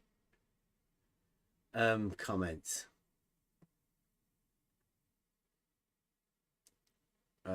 This was great. I can't even pick my favorite part. Could we, hang on, before we do the comments, could you play possibly the best bit? Which again? Bit? Bye. No, the little computer voices. Right at the beginning. I think now we've got everybody in script. Yeah. That, yeah. The whole podcast. I think we should listen to that little bit again. Yes, for sure. Okay. Thank you. Part 3. Cat Vet Matt visits the Shy Drinking Podcast. Okay, for a bit of fun, we'll eavesdrop in on a conversation that the Shy Drinking Podcast crew had with a fellow named Cat Vet Matt. So I was saying, cats aren't the only four-legged mammal that people keep as pets. What? You're saying that cats aren't four-legged mammals? Nonsense. It is impossible. That's not what I said at all. Sure, cats are four-legged mammals. No argument there. But all I'm saying is that cats aren't the only four-legged mammals that. You just said. Sounds a bit like Red's rhetoric. Like these voices, they're so generic. I've heard them all over the place. Sorry, I don't want to interrupt. Said it again. Cats definitely have 4 legs, and they are mammals, every one. What kind of veterinary school did you go to? You bloody veterinarians are all the same. Don't they teach you that cats have 4 legs? That would be a violation of the law of identity. I'm fascinated by the psychology behind Cat Vet Matt saying that. And you call yourself a cat vet? Imagine being a cat vet and not knowing that cats are 4-legged mammals. I hope the gag is obvious. Lev is reversing what Cat Vet Matt is saying, Okay, and then taking that obviously false Pause it idea there. to absurdity. So, notice what the voices he picked, okay? For each one. So, Saragaki, I don't know why, but are you Indian or something, Saragaki? Yes, so accent was not good. It was a For bit my- Indian in that. No. But think about this. This is a grown man who has made this, and he's even gone to that much detail. Yeah, he's picked voices for each character that he's trying to script here. It's And how gone long to did too this? much detail. 5 months it's took him to make this. 5 We'll hear about that in a minute. Okay, so he was what Saragaki, what did you do to make him go and spend 5 months making this lunacy video? This is I wish step 3, the 3rd video in a series of rebuttal videos that keep progressively getting worse for him. And this just stems from I mean, Again, he's made a mistake every time in one of the things he's trying to rebut and fix all of the problems that he's made for himself. Now, I don't know. Yeah, Mike Dorman says, imagine spending this much time on this sophistry. So bad. It's poor sophistry. Right. Now, the next video, you'll love this one. Here we go. So, as he's doing this video, it's a 20-minute video or whatever, and he's saying, I'm going to open up my Streamlabs, and we'll get some people to come in and have a discussion about it, because obviously he spent 5 months making this video. He wants a bit of feedback. Oh, actually, should we go over this? I don't know. There's not great video, Charles. That's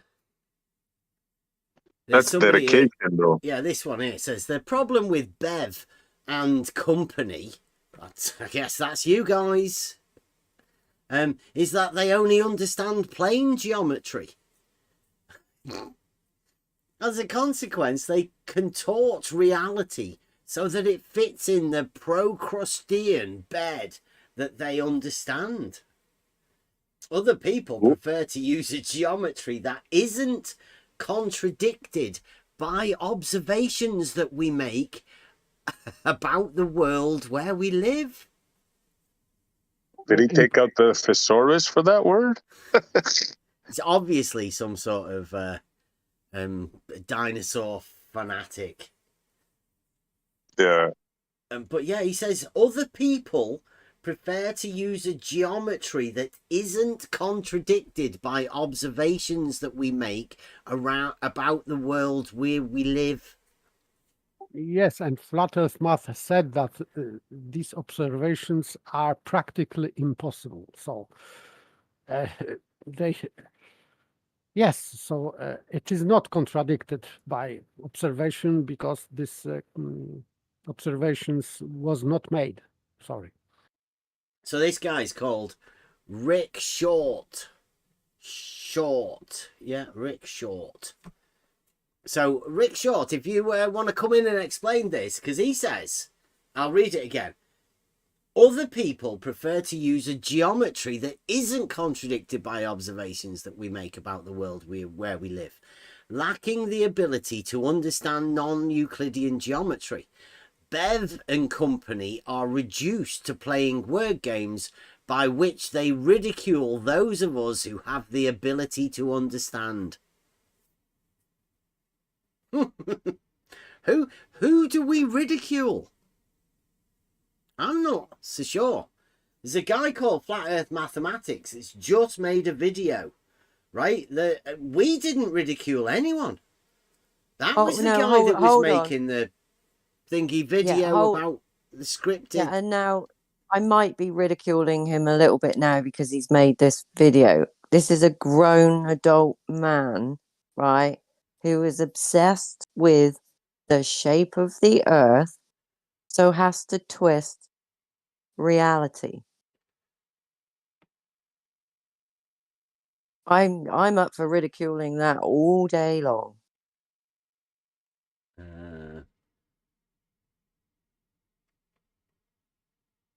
Yes, I agree, because making this example of this game is just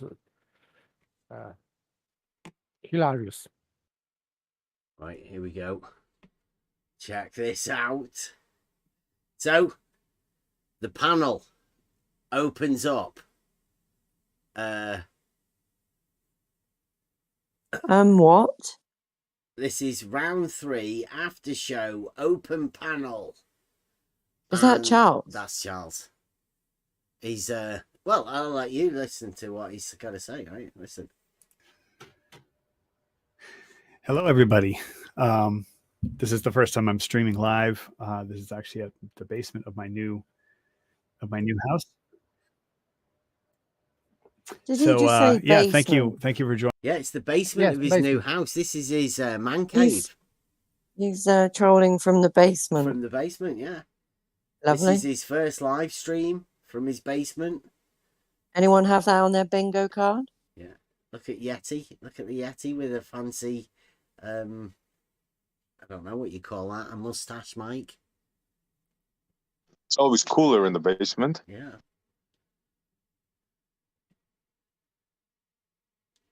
joining me, everybody. And Sean. Yay! Hey. Look who's joined him. He's asked for people to come and join, and here he is. Dinosaur. Sean Hawkins. Which one of those two do you think made an effort? Sean's definitely made an effort. Look at that. He's trimmed his Well, you think he's beard had, you think up. he's had it trimmed? Yeah. Look at that. Sat out on his balcony. He's not wearing a suit though, is he? I mean, it looks like a kind of shirt and tie event. And he's called himself Bev's Smooth Brain. Who has? Sean Hawkins. Oh, Look at these Charles, grown Flat men. Earth Math. Sean, Bev's Smooth Brain. wow. Yeah. Obviously. I'm sure you. Is he? Maybe he looked in the mirror and mistook that. I don't know. Maybe he thought he was watching one of your videos at the time, but he was actually looking in the mirror. Great. Hey, Bev Smooth Brain. How you doing, Sean? Pretty good. How are you? I'm doing all right. That's a lovely background you've got there. It looks very, very scenic. It's Mendocino Coast. It's looking out Okay. from one of the houses on the coast here in town. Okay. Not Where are mine. you located, Sean? I'm in Fort Bragg. It's in Mendocino, but I'm about, I guess, 3 blocks from the beach. Okay. It's real nice. Nice. And I'm finishing up typing in the old chat. Let me see. I'm just gonna say. Okay. This chat will close. Okay. Okay. All right. So what did you think of that silly little video? Oh, it's pretty good. It's pretty good. I'm a carpenter, so that is a square. Yeah. Sorry to No. disagree with you. No. Did you know Sean Hawkins was a carpenter? No, but how do you follow the previous video and then start off with you wearing a shirt and tie? In the basement. Well, okay. It's a Yeah, fair basement enough. The shirt and basement overrides everything, possibly. And he is a teacher, right? Teachers have to have this little quirky thing about them. You know, like the geometry teachers always had fucking pockets everywhere on the pants, didn't they? They had to.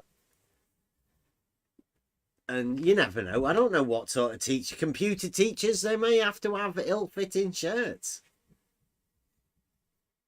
Who knows? It's a triangle. It's got 3 sides. So yeah, I mean they do that all the time. They, like I, use a word and I have a very specific usage of that word, and then they're like, well, the dictionary says. Oh yeah. Like and Siri. See, what he's talking about here is the word straight.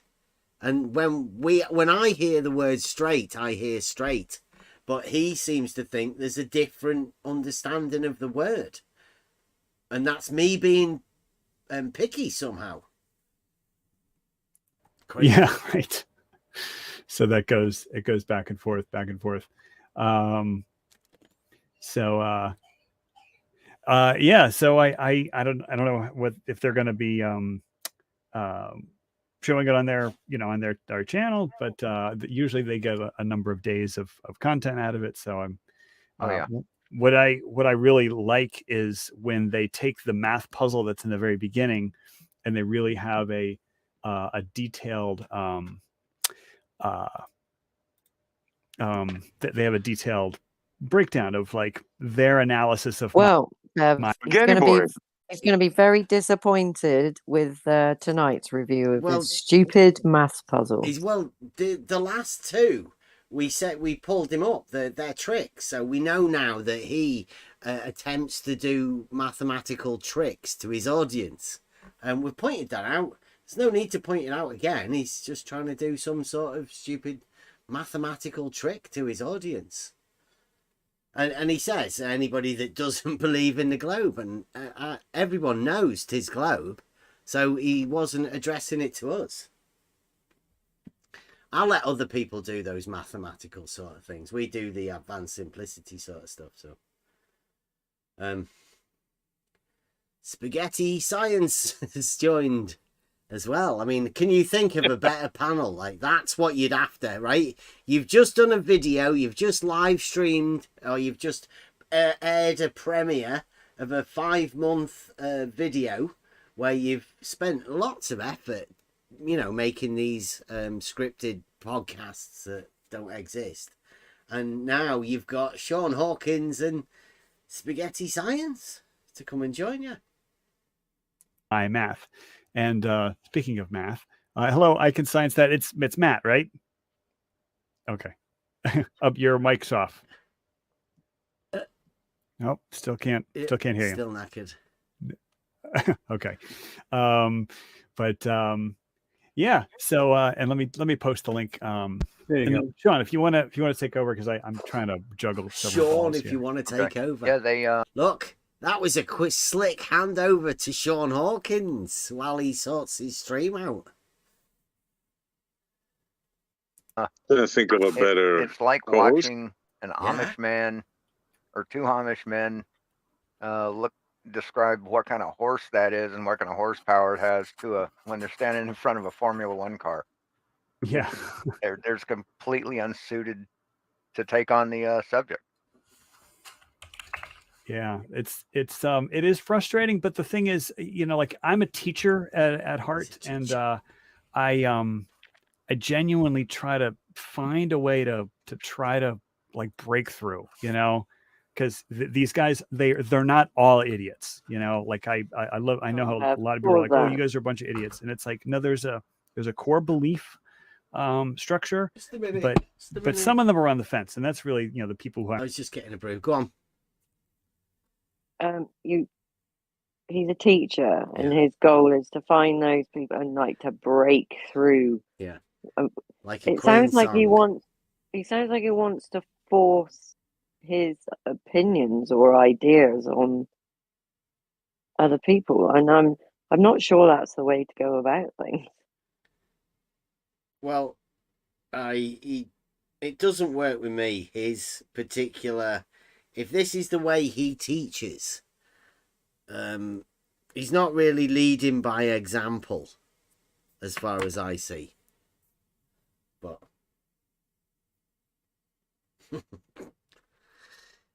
I don't think it's a good look myself.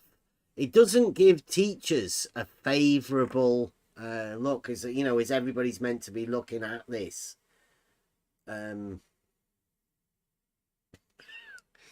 RH says Sean knows nothing about horses.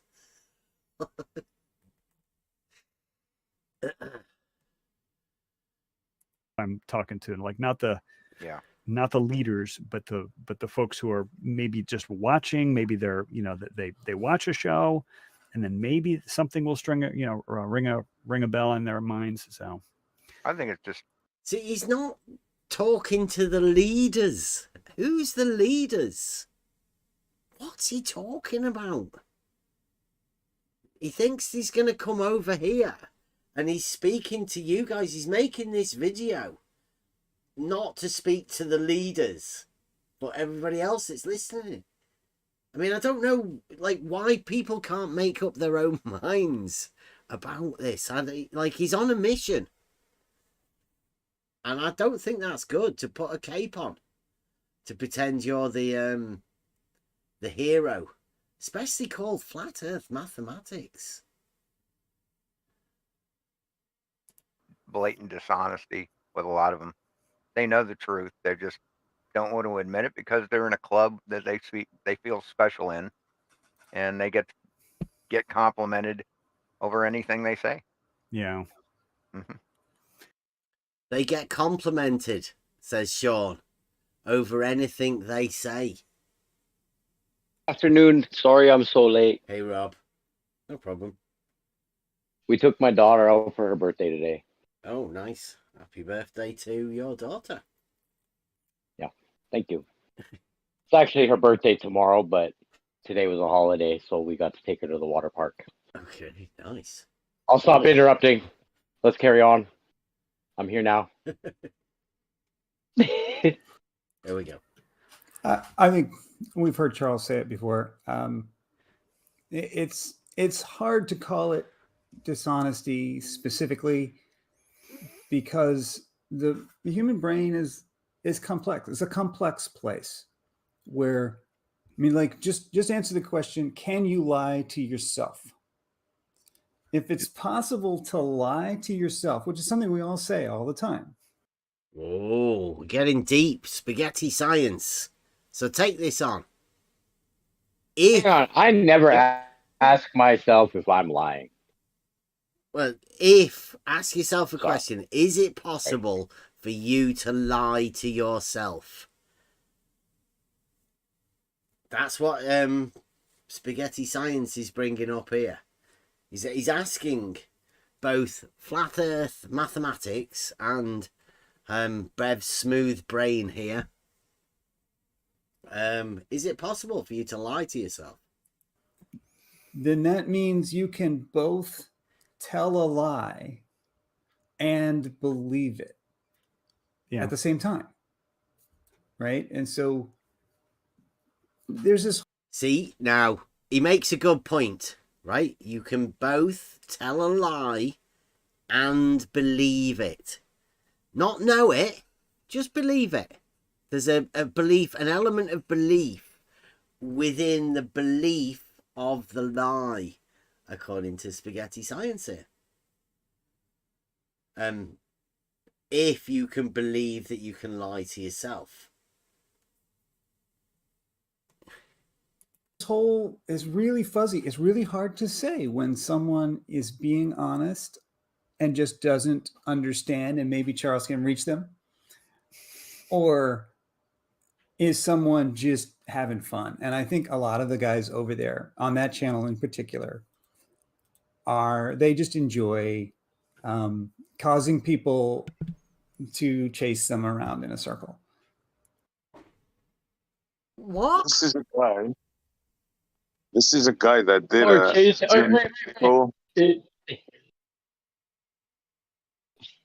sorry, I see. Oh, you want to go? You want to go? Go ahead, Rob. No. You go ahead. I was just gonna say, this is a guy that made a geometrical argument using a spaghetti and a phone. Yep. Asking the question to Flat Earth Mathematics, and Sean Hawkins, is it possible for you to lie to yourself? How beautiful is that? And not one of them has said, how do you know it's a lie? Like, where's your truth system to know that you're lying to yourself? We have a term with this paralogism, right? The very term, a paralogism, is something that you have accepted as a truth. Yes, so you are not, in fact, lying to yourself, because lying to yourself means that you know that you are lying to yourself. You know the truth. So, yeah, so some truth, at least. So it is just an impossible statement. So you cannot say that you can lie to yourself, because you fall into contradiction immediately. Which is what spaghetti science hasn't seen yet. Or he thinks it's interesting. Look at his face. Yes, I think that he's glad that he's so clever. Mm-hmm. Yeah. Okay, that's the level of the people. Sorry. Yeah, I'd say just check up on paralogisms, and you might get a clearer picture of all of this, what it means. Contrarians. Yeah. I mean, especially, like, and Bev, when you see Bev just like wind somebody up, like when you could tell somebody's getting frustrated, and then Bev is quite ingenious in how he could just wind somebody up and just tee them off, and the person doesn't know that it's they're just being played for as a fool. I don't. Was that a Bev, compliment? you're playing. I don't know. It's kind of hard to tell because you like to just work people around in circles. I don't. I like to ask people questions about their own statements. I know, but like 10 seconds before that, he said you like to run them around in circles. They don't even know what a straight line is. They think a straight line is a circle, these people. Mm-hmm. Yeah, that's why we like to expose that sort of stuff within their thinking. Yeah. I'm not running people round in circles. They're doing that to themselves with their inability to answer simple questions. Have that skill precisely because I'm not a raging narcissist, but I'll have to put that right. So listen to what the guy in the oversized shirt says. Somebody up, like when you could tell somebody's getting frustrated, and then Bev is quite ingenious in how he could just wind somebody up and just tee them off, and the person doesn't know that it's they're just being played for as a fool. I don't have that skill probably because I'm not a raging narcissist, but it is a marvel to watch somebody else just completely demolish somebody just by pushing all the buttons, Although so it's some sort of a backhanded compliment. That almost sounded like a compliment. Yeah, but he called me a raging narcissist.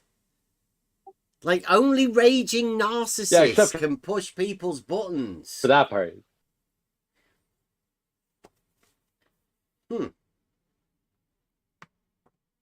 Madness. Yeah, sometimes my students do that to me, but I try not to get too triggered.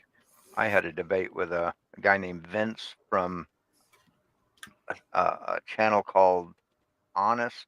When it begins with honest, that's a big red flag. Honest Composer Reacts, I think is the channel name. And this guy thinks that people or some entity is going into the past and changing the future retroactively. Here we go. Because they have a bad memory. Mandela effect, one of the Mandela effect folks. Yeah. Right. So take this on. We've just gone over a video that Charles, Flat Earth Mathematics, has made. It took him 5 months to do it, and now he's opening up this. And Sean Hawkins has just mentioned some sort of a debate he had with some weird guy who thinks people can go back in time and retroactively change it. Let's see where we go. Normally that would have been, we're not here to talk about that, but let's see where we go here. Although there is one Mandela effect that it's the only one. Like most of the Mandela effects, like I have a really good memory, so it's like Berenstain Bears. I literally the first time I ever saw it, that jumped out at me. Berenstain, not Bernstein. So that comes up as a Mandela effect. But I have a very old memory that no, it's Berenstain. It's always been Berenstain. Yeah, it's Bear. It's Bear. He has a very old memory. Berenstain. Yeah, no, but I mean, but the last name is usually spelled like Bernstein, like the composer. Oh, okay. Conductor, it's Bernstein, but it's Stain, and that's very unusual, and like that's the Mandela part. Well, it depends on if it's Yiddish or German. Oh, yeah, this is true. Yiddish, it's EI is E. In German, EI is I. Okay. But there is one out of all the Mandela effects that I've seen documented, which I completely agree that they changed the past. They went back in time and they changed the past. And that is from an old James Bond movie where they had this character who was a henchman called Jaws. And he was in a number of the Roger Moore. Right. Remember, Sean Hawkins brought this up because of some crazy person he debated. And now Flat Earth Mathematics is saying people actually went back and changed it. James Bond. And there was one where it was like in the Swiss Alps or something, and they were skiing, and there was a cable car, and the cable car station got destroyed, and the guy was buried under rubble. that was like in the climax. And then there was this little girl. I mean, she kind of looked like a Heidi, you know, like a little in Swiss Alps. She had the whole Heidi uniform on, and then so she's helping this guy get out from underneath all this rubble. And it was kind of a comedic moment, you know, because here's this big hulking dude and here's this little girl helping him out. And then so there was this little moment where they exchanged a smile, and so he smiled at her, and he has this, you know, these big titanium fangs, and she smiled back, and she had braces. That's in my memory. She had braces, and it's like, you cannot tell me. And the whole theater laughed because, like, they may have even done one of those little sparkle things. The theater, the whole theater laughed. It's a memory he has. He's got an old memory. Yeah, very old. How old would you say he is? Anyone got a good judge at ages? I would say that he's like 50, something like that. I would say around-ish. Anyone else? Oh, it might come out again. Did you see this in the theater, or did you see it on TV? I saw it in the theater. Okay. I was a child, a teenager. He was a teenager.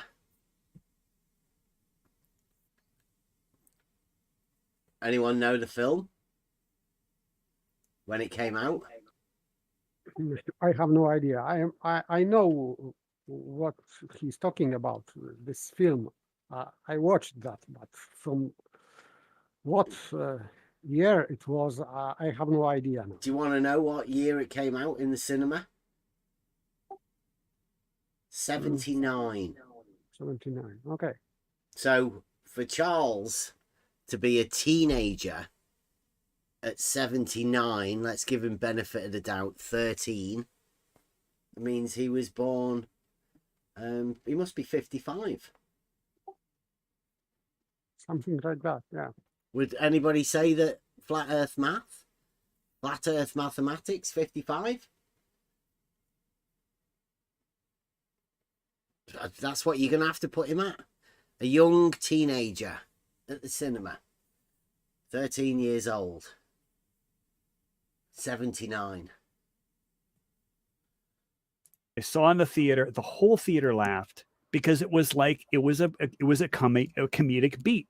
You know, he smiles with his metal teeth. She smiles with her metal teeth. Out in the cinema a few few years later. Everybody got it. But apparently there were never any braces. And it's like, no, you changed my memory. So I remember having a book on the shelf called How to Be an Officer's Kid. And I guess it was a book written for kids, you know, kids whose parents were in the military. And it was like a guide on how to be proper and, you know, punctual, and how not to embarrass your parents and, you know, in front of the command and stuff like that. And I asked my mom whatever happened to that book, and that book never existed. I knew exactly where on the shelf we kept it. I know exactly what the book looked like, how thick it was, what kind of covering it had, but it never existed. It's something that I made up in my head and tricked myself. So Sean, we've got flat earth mathematics, right? That's just admitted that people have gone back in time to change his memory on things. Sean Hawkins has completely made up a fictional book in his memory that he can remember making this shit up. It never existed. Let's go for the trifecta. Does anybody else want to jump in? Oh, yeah, that's mine. Well, it's your turn now. Come on. Do you have one, Matt? I definitely, well, you know, I thought she had braces too, until I heard somebody say that she didn't, and then I have a copy of the movie, so I went and watched it, and she doesn't have braces. So they somehow went back in time and changed my copy of the DVD. That's true. That's a grand conspiracy, right? Yeah. And what else? You know, I think I believed that the Monopoly guy has a monocle. But I do have a Monopoly set, you know, and there's no monocle on there. Now, have you checked older Monopoly sets that are for sale on like eBay? Because they do change things. Like Andy Capp no longer They smokes do. a cigarette. They do change things from time to time. That's right. Yeah. But yeah, to truly get into the mindset of someone who's making one of these claims, they don't claim. To truly get in the mindset of one of these people who are making these claims, these three people are making these claims. Yeah, right? That's exactly what they're doing right now. is Getting into talking their about- own mindset, for fuck's sake. Bless them. How can you be so unaware about yourself? Claim that, oh, they've changed that character. They may start there, but then when you go back and you dig up an old one on eBay and show what it really looks like, they will then insist. Like one of the people like you're talking about will then insist that no, this is an alternate reality, that their mind has switched realities or something. Yeah, it's been changed by some mysterious entity, some nebulous force that has the power to do that, like 1984. But worse. Yeah, I mean it's amazing that people will do that, but I think it's a really good example that illustrates how ordinary, regular human minds behave. When you say to them, "Look, there's two options. A, you're human and you misremembered the braces on the actress, or B, some sort of universal time warp dimension shift has taken place and you have been shoved out of the dimension where she had braces into the dimension where she doesn't have braces." And someone will just go, yeah, it's totally it's B. It couldn't be that it couldn't be that I don't remember that right, because right. that's not Why possible. is there only two options? Yeah. Because he's Why just is there manufactured only them. A or B? It's ridiculous. That's like he's talking about his head, the stuff that goes on in his head. Well, don't forget that these three people have just decided that they do that to themselves anyway. Sean's admitted that he made up a fictional book that he thinks is real. Yeah, I can't say I ever did that. No. When you just turn around and walk away. Just say, yeah, okay, have a good one. But these are normal people. Occam's razor. All right, but these are normal people. Think about it. These are not, they're not all jokers, right? Some of them are just joking, but some of them have really made that call and said, no, it's just, I will eliminate the possibility that my memory is faulty, because that is not a possibility. Brian Stavely is the biggest proponent of that that I know of on YouTube. Is he serious though, or is he just doing performance art at this point? No, he is absolutely dead on serious. And people think he's a genius. Sean just told them he made up a book, completely fictionalized something that doesn't exist. And now Sean's the voice that somebody else is deadly serious about something. Whilst they're talking about things of people who have fictional imaginations. And where is any of this in relation to the video that this guy's just made? This is metaphor. Yeah. Nobody can talk about his video because nobody can understand what his video is about. Completely in his own head. That video that we've just watched, the first one. Nobody else can talk about it. These two guys not got a fucking clue about whatever he was talking about. Crazy. I mean, people, Sovereign Souls, Unchained Mind, Vince, they think he's a genius. They think he's like a messiah. It's bringing them the truth. What's the name of that person again? Brian Stavely. I'm not familiar with that. I don't know.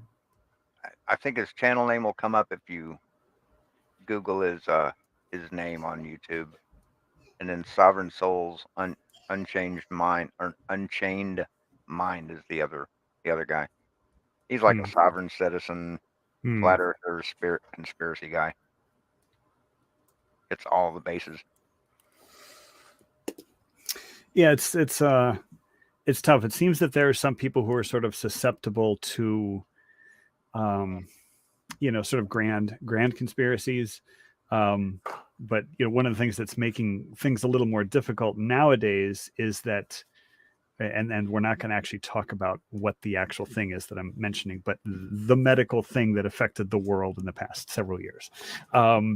There was a lot of responses, and a lot of government responses, and there was a lot of people who were responding on social media who got shut down, and banned or deplatformed or whatever. And then it turns out they were right, so that feeds into the whole conspiracy theory. It's like, wait a minute, the conspiracy theories were right the whole time. So unfortunately, that doesn't mean that all conspiracy theories are correct, Right. Yeah. So, but a lot of them are latching onto that. They're like, they can see it right in front of their eyes that, here are a bunch of quote unquote conspiracy theories, all of which came true, or all of which turned out to be true, I should say. What do you call a conspiracy theory that is true? Like, not a conspiracy theory, right? Yeah, it's just logical statements. Yeah. What do you call a person that says a conspiracy theory that turned out to be true? Maybe even genius. He spotted that correctly. Well, you've now got a person talking about it in the past after the conspiracy theory is true, calling it a conspiracy theory that turned out to be true. Still calling it a conspiracy theory. This guy here, called Flat Earth Mathematics. And equating that to the Mandela effect. We're saying you're Crazy. Conspiracy theorists when they made the claim. And then why not flat Earth? Why not the Mandela effect? Yeah. Yeah. Sure. The internet has let everyone know that no matter what they say, no matter how weird it is or how wrong it is, they're right and everyone else is wrong if they disagree with you. That's the gift the internet has given us. Sean's not wrong there, is he?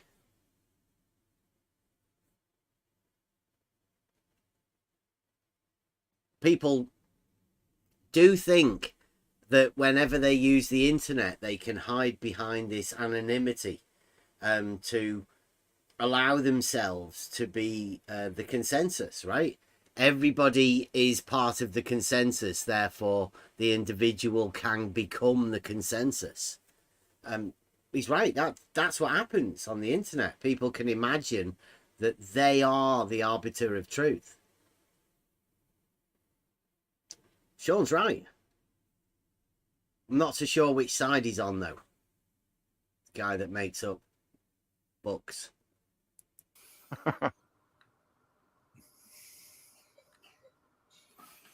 Well, I can't stay long. I was hoping that was a bit uneasy, wasn't it? Do you want to hear that again? Just so you can hear what Sean says, and then the uneasy silence about what they should say after Sean says it. Listen.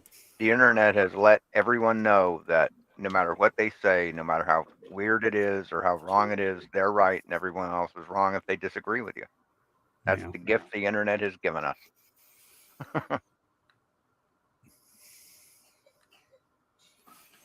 Well, I can't stay.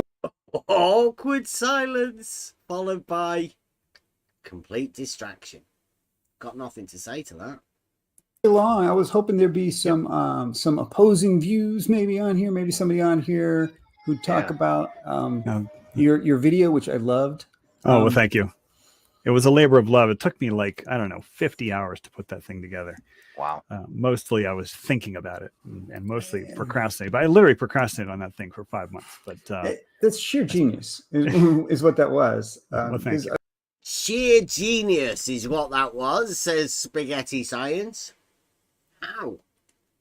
At last we're talking about the video, though. Of course it's ludicrous, but that's exactly analogous to how you and the rest of us are all treated, but really especially you are treated. The shy drinking podcast.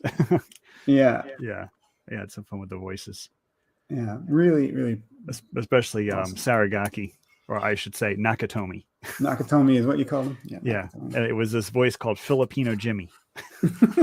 Filipino Jimmy. Yeah. He's like, that would be a violation of the law of identity. Yeah, that one was good. That's his only line. So what's going on here, right? Like, he liked that line with Saragaki. Sorry, Saragaki, but Filipino Jimmy that sounded like an Indian. We all thought it was an Indian. It's a Filipino, actually. That's racist.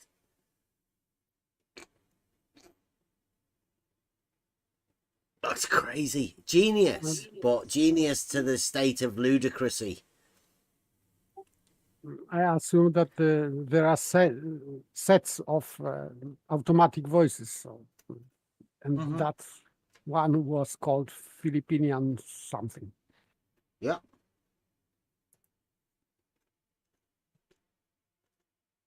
That's his only line.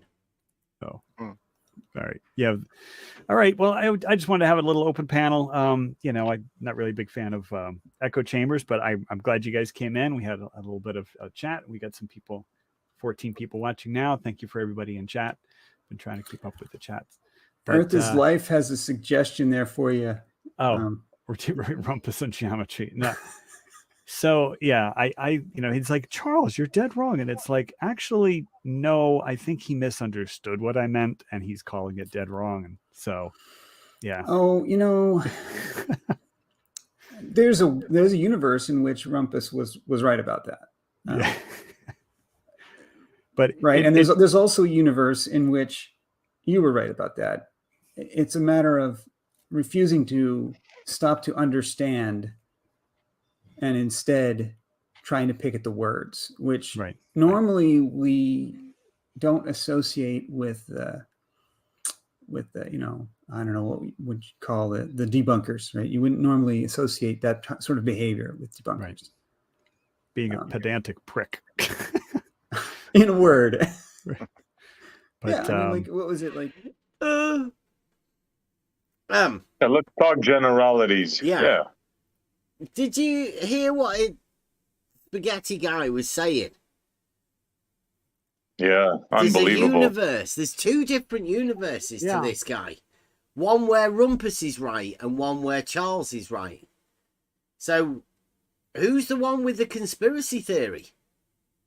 Like, this guy here is a diletheist in which he can think that there are separate universes for them both to be right.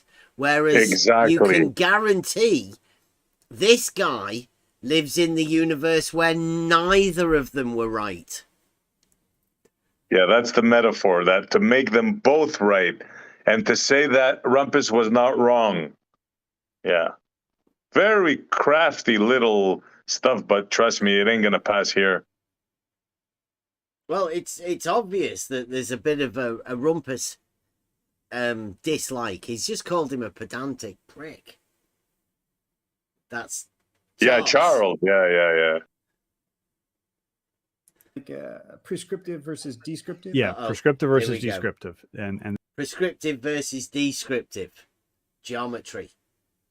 And then let's see, because Spaghetti Guy. That's he totally didn't understand what I meant by that. Exactly. So therefore I was dead wrong. and I would say, if I may, go on, that he wrongly applied these two words to geometry. So anyway, Rumpus's objection was or wasn't with great value, but still what Flat Earth Math did, he just misapplied these two words because they don't exist in geometry, in fact. So, but I would say that this is the part of religifying geometry or science or whatever, because they are. The truth is that geometry is both, right? You can't have it any other way. Geometry is, well, it exists as geometry, but is also usable in reality. So there are two different versions of geometry. The mathematical realm geometry, and then obviously the reality, the use, the application of that geometry in reality.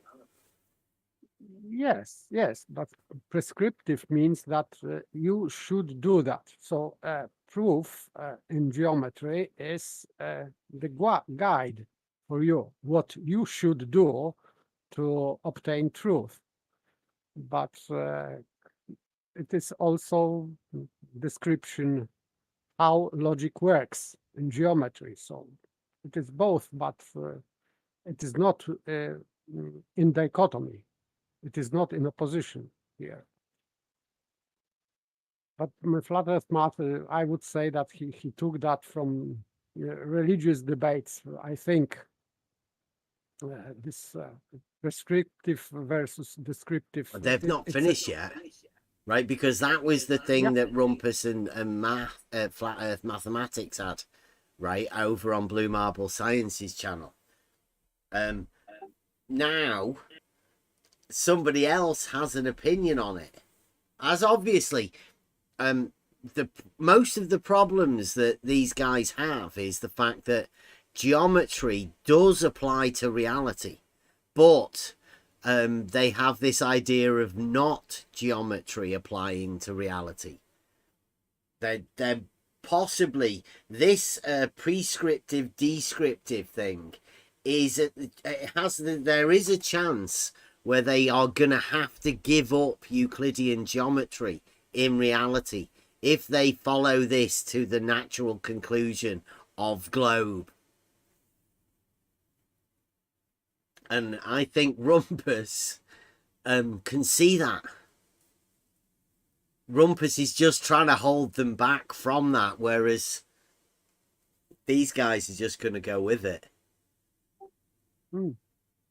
Okay. But still, Let's see. It will not work. No, yeah, I know, because it obviously applies to reality, and that's where this whole problem lies, right? The issue that these guys can't look at, all of this sort of stuff. This is getting too close to the issue. Here we go. Right, where what you had written was not correct, and that's where you take a strict interpretation of those words and read. Where what you had written was not correct. He literally just said that to Charles. Refuse to understand what you're trying to say. You know, it's like there is such a thing as descriptive geometry. Yeah, it's both. It's both. It really is. Like when you do geometry with circles and lines, that is prescriptive. No, tell me what you mean by that, because that's, you know, when you do literally, like in geometry class, and it's not a word problem. It's just like, this is a circle. Prove that this intersects. Prove that a line intersects the circle at this angle. Whatever, right? That's prescriptive. That is by the laws of mathematics. When you say model this object as if it is a sphere. Now that's descriptive, right? So if you're trying to use geometry to evaluate something in the real world, that is descriptive, right? The geometry itself is prescriptive, but that doesn't force the world to follow the model. Right. And that was the key thing with Saragaki's original diagram with the two verticals, where it's like, that's a great geometry proof, but you can't call them vertical. So they're saying, well, because it's a geometry proof, that proves that in the real world, all flagpoles are parallel. That's never what Saragaki said. about flagpoles. There's no flagpoles mentioned in Saragaki's proof at all. It's just a perpendicular proof with vertical and horizontal included, not flagpoles. But if you want to talk about it. And so that's really where the phrase not prescriptive, because they're using this geometric proof to prescribe to the world how the world should act. And that's what I meant. No, nobody's prescribing how the world should act. It's just a mathematical proof within reality. Simple as that. Nobody, you can dismiss it, you can not know about it, it doesn't matter. But he's obviously, this is going to go on forever, this particular thing. I mean, who brought it up? Charles. Yeah. And Rumpus, and now these. So, I mean, everyone can have the discussion about what they want. We're just stating that there are proofs in reality. I mean, you call it what you want. Prescriptive, descriptive, doesn't really matter.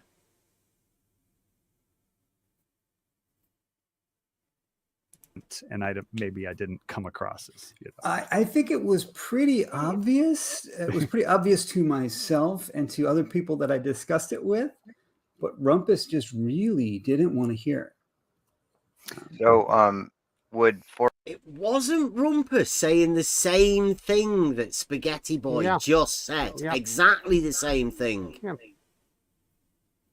There was no difference.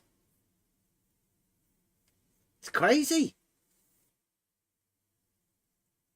So I would say that spaghetti science is here instead of Rumpus. Rumpus should be, but he is rather not allowed because maybe Charles dislikes Rumpus, but in fact, spaghetti science is saying the same thing as Rumpus. So strange. Yeah.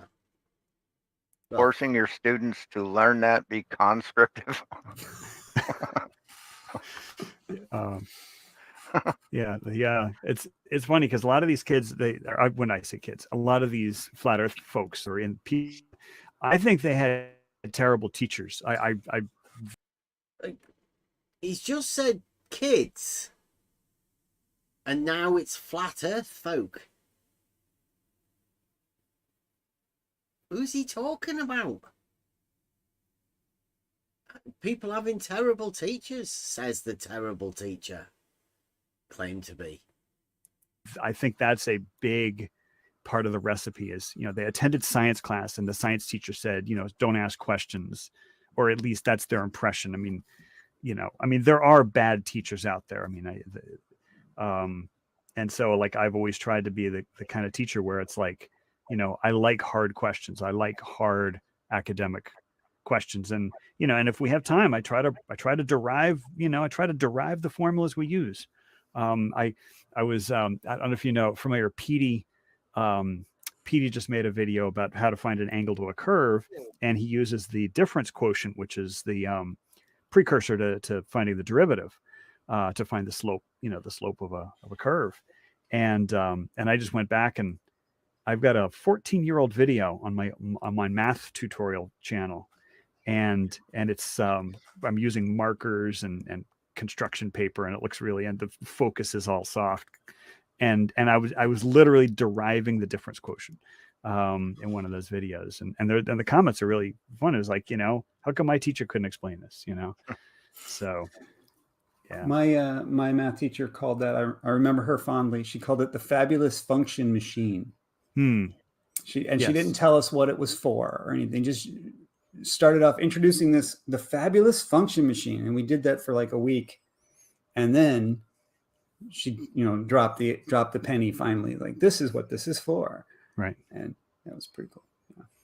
Another one is the quadratic formula. Negative b plus or minus the square root of b squared minus 4ac all over 2a. Deriving that is a fun little exercise, but you need to do a lot of groundwork of, you have to complete the square, you have to be, familiar with playing with trinomials and stuff. And and then so actually deriving that, there's like a big aha for a lot of kids because they've seen the formula, but they'd never know where it came from. I saw a back in the, I think it was the 90s. They had a series of like animations where they were talking about formulas and stuff like that, and they'd actually animate the variables and the exponents moving and things canceling each other out, and it was like that popped for me. That was my Cool. aha, actually being able to see how it works. Neat. There's a really neat channel called Mind Your Decisions, where he presents, frequently it's like math content. It may be getting a little bit boring, but geeky. You have to sit through this. This is them getting big on formulas and equations. It's a bit geeky to math heads. I don't know what for, like for what purpose they're doing this, other than to sound intelligent to each other. Nobody else is problems or just. Oh, sorry. No, just I think that this just we call it in Poland society of mutual adoration. Serves no purpose, but they're just, they're wanting to do mathematic talk. Just fun little problems that combine algebra and geometry. Sometimes it veers into a little bit of calculus, but mostly it's like if you've had high school geometry and algebra, maybe algebra 2, you can solve most of the puzzles on that he presents. And they're like I said, they're from math contests around the world. And Presh Talwalkar, Mr. Malort, thank you. You know what? I'm supposed to be able to post things on the screen. Hold on, give me a second. I'm gonna dip out. Okay. There we go. It's a Presh, Presh, Presh Talwalkar. It's Mind Your Decisions. It's just really neat the way he goes through the algebra, but then he animates the functions. So it's like, as he's deriving something, cancels things out, and then they fly off screen, and he does a really nice job. Have you ever seen that, Matt? No, I'm not familiar with that one. Yeah. But yeah, my now 9th grader at home, I've been the math tutor here at home, so I've really learned a lot of stuff that I had forgotten over the years, and I just can't help but. Is he homeschooling his child, and he's having to learn it so he can homeschool? Is that the way it goes? Is that what's going on here? As she was doing geometry in 8th grade last year, I'm constantly thinking of Bev as we're doing these various things. He's isn't that sweet? Doing geometry with his daughter and thinking of me. That's nice. I'm glad that people are thinking of geometry, right? But there's no need to associate it with me. Associate it with the act of geometry, the logic within it. Well, no, Bev, what it is, I think. Here, let me spitball here. He's doing geometry with his daughter and realizing, oh shit, Bev was right. Oh no. But I still gotta teach my daughter the right way. So hey, thanks, Bev. That's just my opinion. I can't prove any of it. Advanced simplicity is always the way, and that is shown within geometry and basic geometry too. That's where the advanced simplicity will show itself. I'm glad he's thinking of me. Geometric proofs. They had to do the proofs and stuff.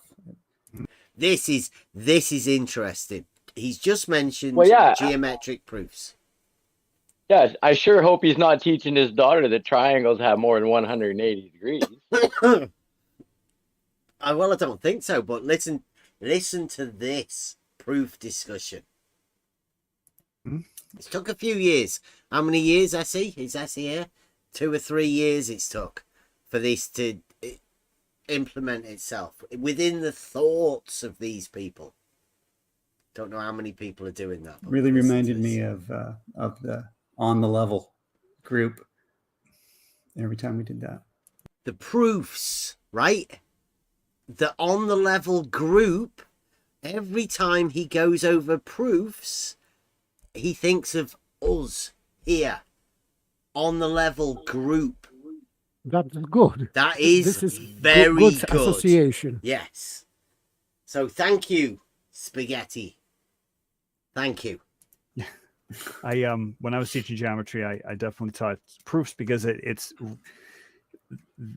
geometry teachers. It depends on the school you're in, but like when I was teaching in a lot of charter schools in Philly, that they kind of let the teacher kind of have a lot of leeway with what was taught, and so I know there were geometry teachers who were not teaching proofs because they were bad at proofs when they were students, and so but I just think the level of analytical thinking, like the step-by-step process of like trying to build an argument, I just think that is so powerful. But if a kid is just clueless, like I was literally tutoring a kid 2 days ago.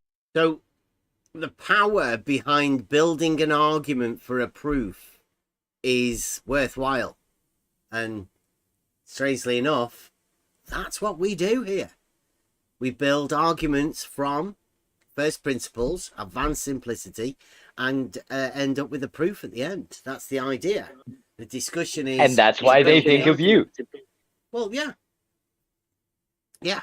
But if you listen, they're talking about building proofs. That was right. They know what proofs are, though.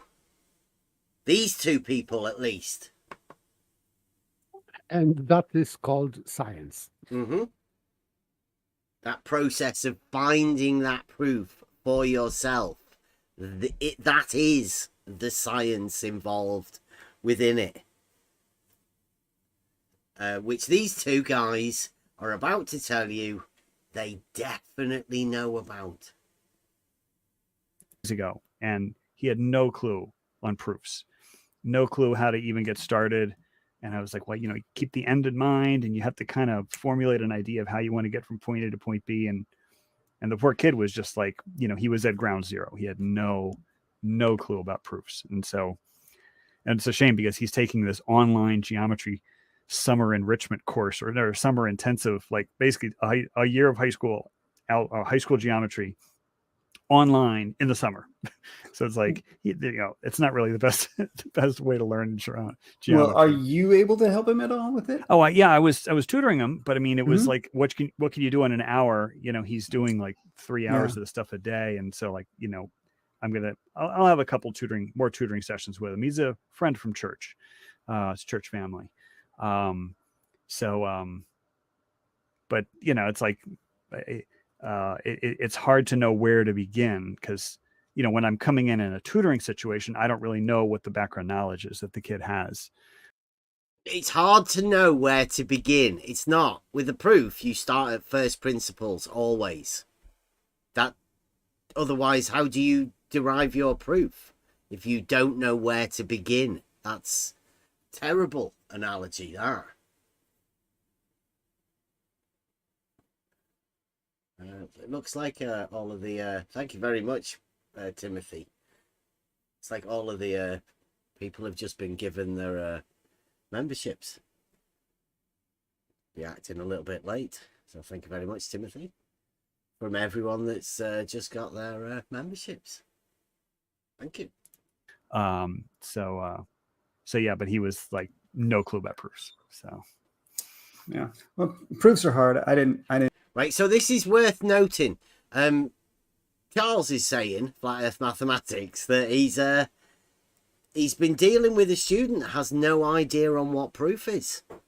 And I'd say pretty much similar to everyone. Modern day times, nobody has a clue what a proof is. Like, let's say nobody, some people do. But the majority of people, the majority of people know what don't know what a proof is to even start off with.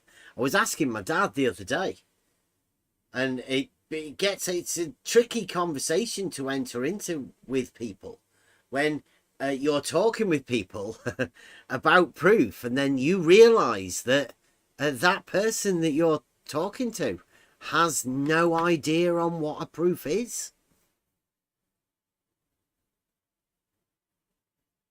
Obviously, it shouldn't be taken as a bad thing because it's not been taught within the school system. In fact, science, when you learn about all of this philosophy and everything, they took proof out of science. They've removed it. So it's not surprising that people don't know what proof is. Because it would be tricky if you knew that proofs existed within geometry, but then you can't apply that proof to reality, which is what these guys are saying. That's why they have a problem. Proofs within reality. Terrible. And enjoy them, that's for sure. I don't mind like doing the derivations. I enjoy that. I like the puzzle solving, but then doing the formal steps, like what was that law called again? Because you got to write the name of the law you just invoked, or the theorem or something. Yeah, and then whether they're going to be like really anal about it. Like it's like the measures of congruent angles are equal. You got to write that. It's like that's come on, that's a separate step. Come on. Right? Yeah. Or like the identity. You have to say that A equals A. A equals A. Yeah, that's the identity property. That's a step, right? They have a problem with the identity. You have to write down that A equals A at the beginning. That's a problem. And B is parallel to A. Never mind. I'm gonna stop. I have the shirt. Proof doesn't work unless you say that A equals A. But but her teacher was pretty cool about that. I didn't see any marks taken off for, being a little less than thorough on those things. Yeah, mind your decisions. Good. Yeah, mind your decisions. So, yeah, it's fun. So it'll be very interesting to see what the Bev crew's response to my little video is. I was trying to make it as short as I could. I mean, there was like so many, things that finally gets round to his video, 28 minutes. And it'll be good to see for he thinks about what the Bev crew, again, so many misrepresentations. Just call us everybody here is on the level, right? It's not my crew. I'm part of this on the level, the same as everybody else's. It's nobody's crew. This is just a group of people. And we don't even agree on everything. When they say we just discuss things. We've been talking about that today. That's right. Everybody here is an individual, and we don't always agree on everything, right? It's very rare that we all agree on things, but we can talk with each other about anything. It doesn't really matter. We have this, I think the ability that we have here is epoche, right? You drop dogma, and that gives you the ability to talk about anything. And you can have an opinion on something, but it doesn't mean, well, the only way to get into it is to experience it.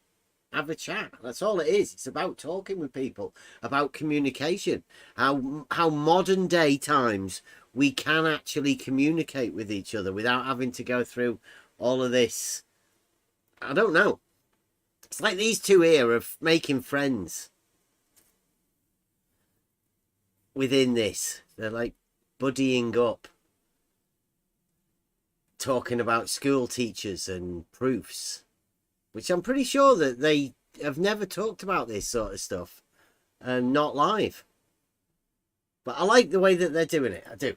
We're on the cutting room floor, because it's like I could just talk, go on any tangent and just talk. And so I was like try to keep it short.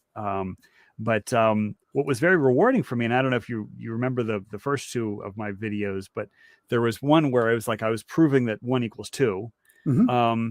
And that's, that's a full screen He was proving that 1 equals 2. He literally just said that to a nodding spaghetti guy. Go over it again. 2 of my videos, but there was one where I was proving that 1 equals 2. And so, and that's, that's a full screen, slide. Well, when they were covering it, they spent like 30 minutes. Like, I was driving home from work, and so I'm just listening to this. I didn't watch their follow-up. Did they identify the problem correctly? Well, yes, yes and no. We did. He says yes and no, like yes and yes. With 1 equals 2. Yeah, he was proving 1 equals 2, but we spotted the divisor by 0 very easily and very quickly. And now in this video, he also mentioned that he divided by 0, and we spotted that like a few months ago. So I don't know. Why yes and no? Yes, we did spot it. Yeah, and we took half an hour going over it because, one, we wanted to make it pretty obvious that it definitely, you can't prove that 1 equals 2. And flat earth mathematics here, didn't actually ever go over that. Like, the only time he's ever gone over that was in this one. And where he said he was divising by 0, which is what we said. So he's just repeated exactly what we said. And now he's saying yes and no. Dishonest shit. The algebra is going by some of them, because, like, for example, they don't know how to factor a polynomial, and that's one of the steps, is to factor out a minus b, and then they don't know how to factor a polynomial. No. We don't need to know that. We could see that you were dividing by 0. You had an a minus b in brackets. So now he's making a straw man. Yep. And now maybe he's going to burn it. So this is, I would say, slightly dishonest.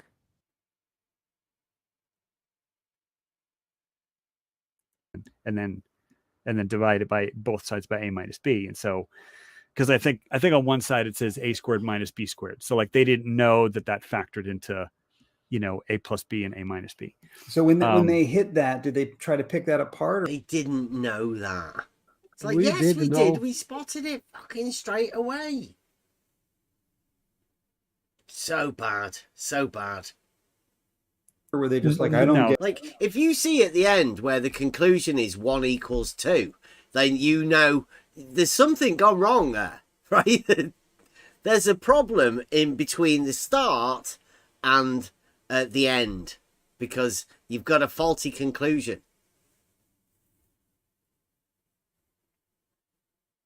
Yes, and we were discussing about this dividing by 0, what it means and why it is... in arithmetics, this dividing by 0, it is just arbitrary consensus, I would say, that it has to be 1. That always, if you divide by 0, it means that it is 1. But for me, it is not logical, but this is consensus and arbitrary decision. So that's why 1 equals 2, because if you divide 2 by 0, you have 1, and any number you divide by 0, you have 1. And I explicitly said that it does not apply only to number 2, because this is number 2, but to any number. You will always have 1.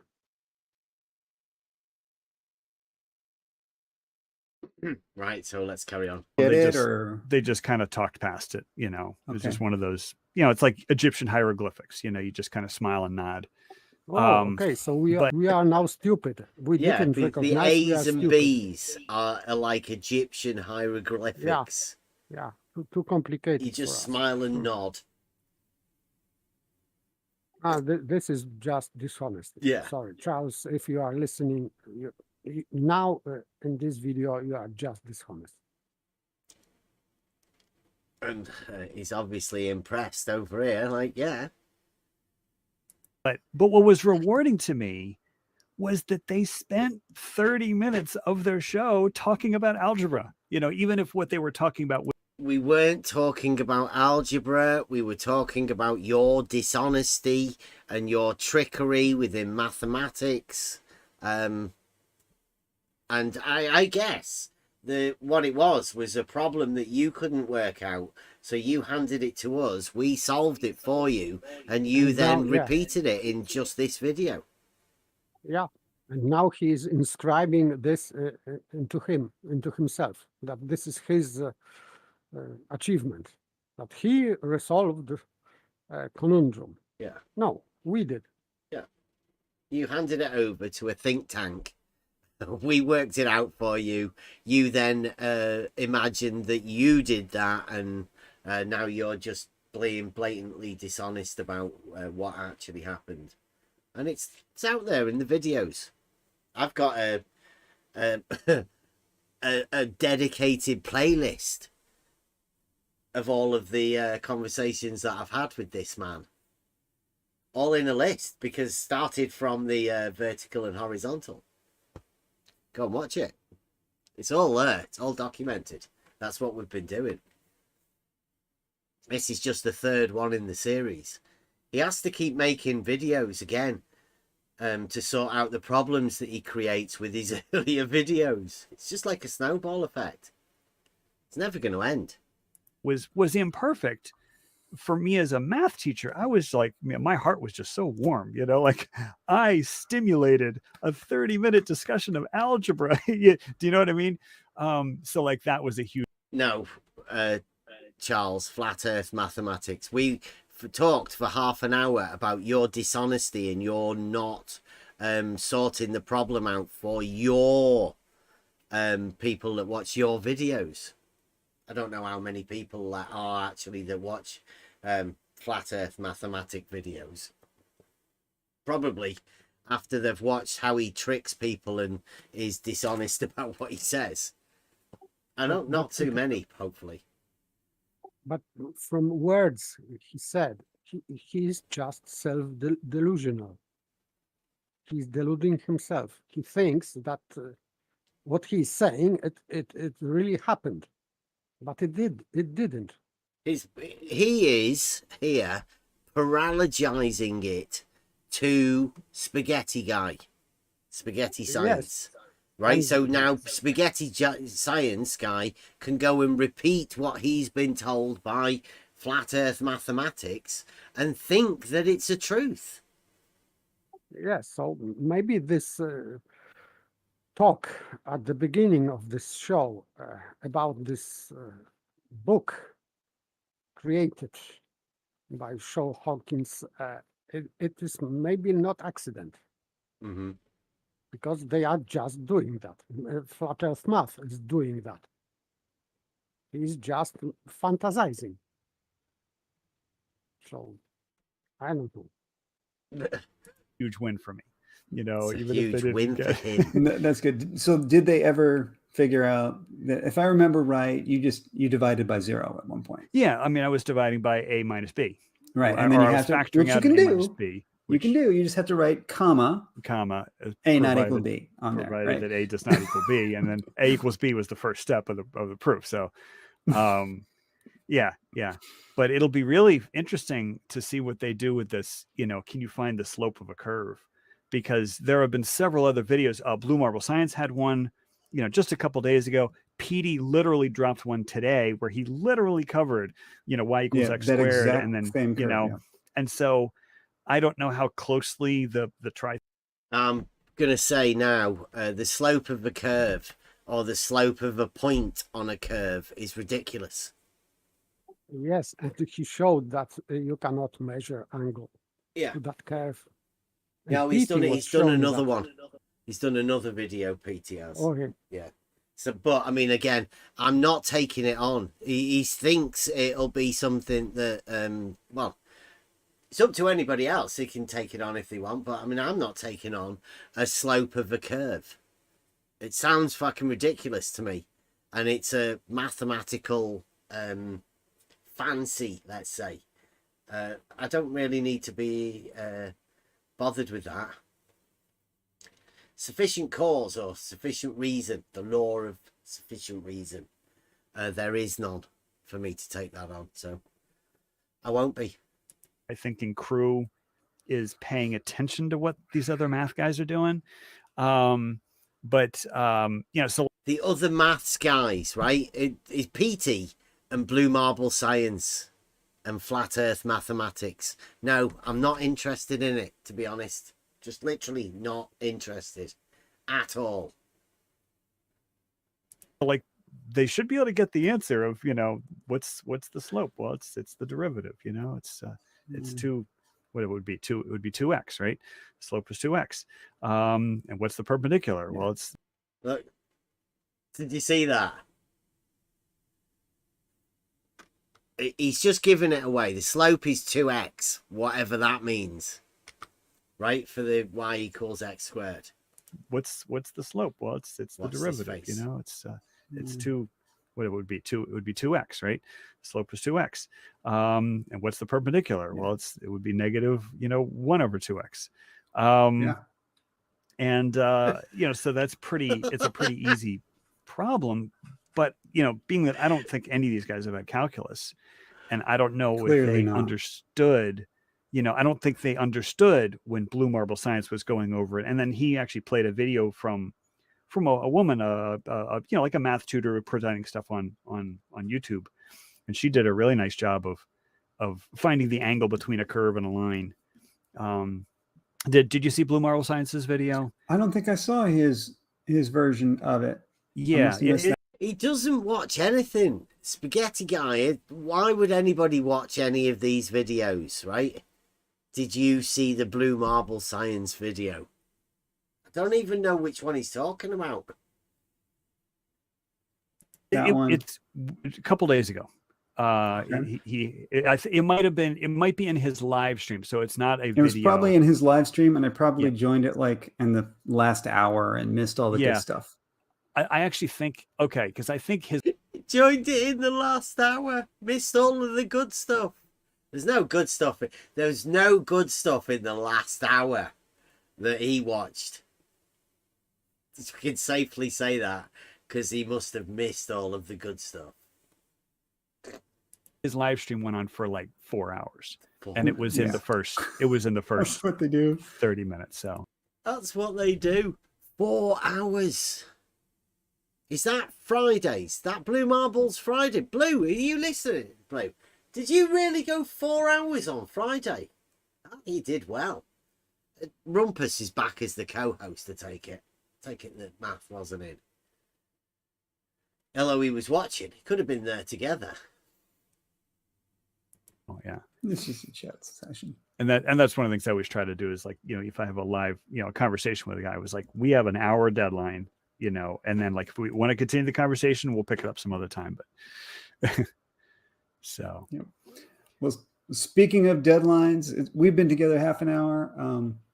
I should probably get going too. Okay. I did want to take a moment to try and plug that panel I'm trying to put together. Oh, here we go. I invited you to, and I saw Askin in the channel. Askin. Right. This is how little they talk to each other, right? Spaghetti Science. I know a little bit about this because I've had a chat with one of the people involved. Now, he's trying to set up a debate. There's a lack of debate chances around this arena. So these guys are trying to set up things, and this guy's trying to set up hosting a video debate. Watch this face now when this guy tells him he's invited him. That's why I love the cameras. I did want to take a moment to try and plug that panel I'm trying to put together that I invited you to. And Let me get his face. Right. I should probably get going too. Okay. I did want to take a moment to try and plug that panel I'm trying to put together that I invited you to. Oh, God. At last. He's My like, career I've starts never here. been told anything about this. Like, surprise. You invited me to something.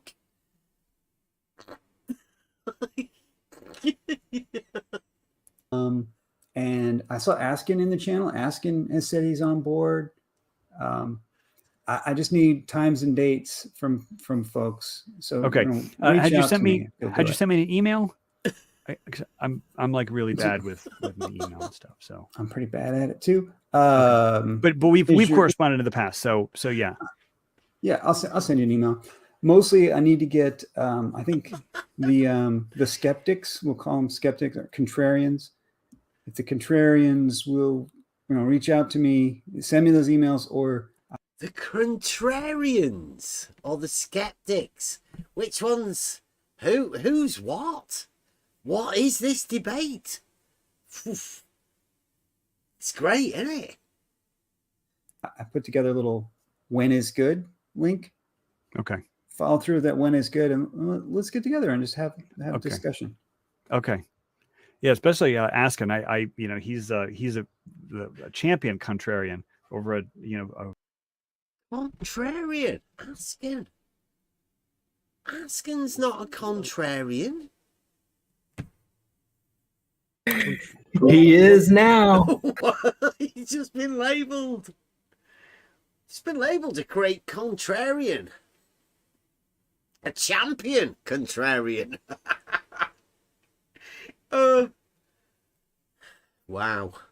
Bevs but he's got he gets very, very annoyed with me. Like when I join Bev's thing live and I see his comments like in the chat, he's very upset with all the things that I'm saying. I don't think so. I don't think so. Don't think Askin gets annoyed at you, Charles. Don't think he's upset either. I think he's got a big grin on his face right about now.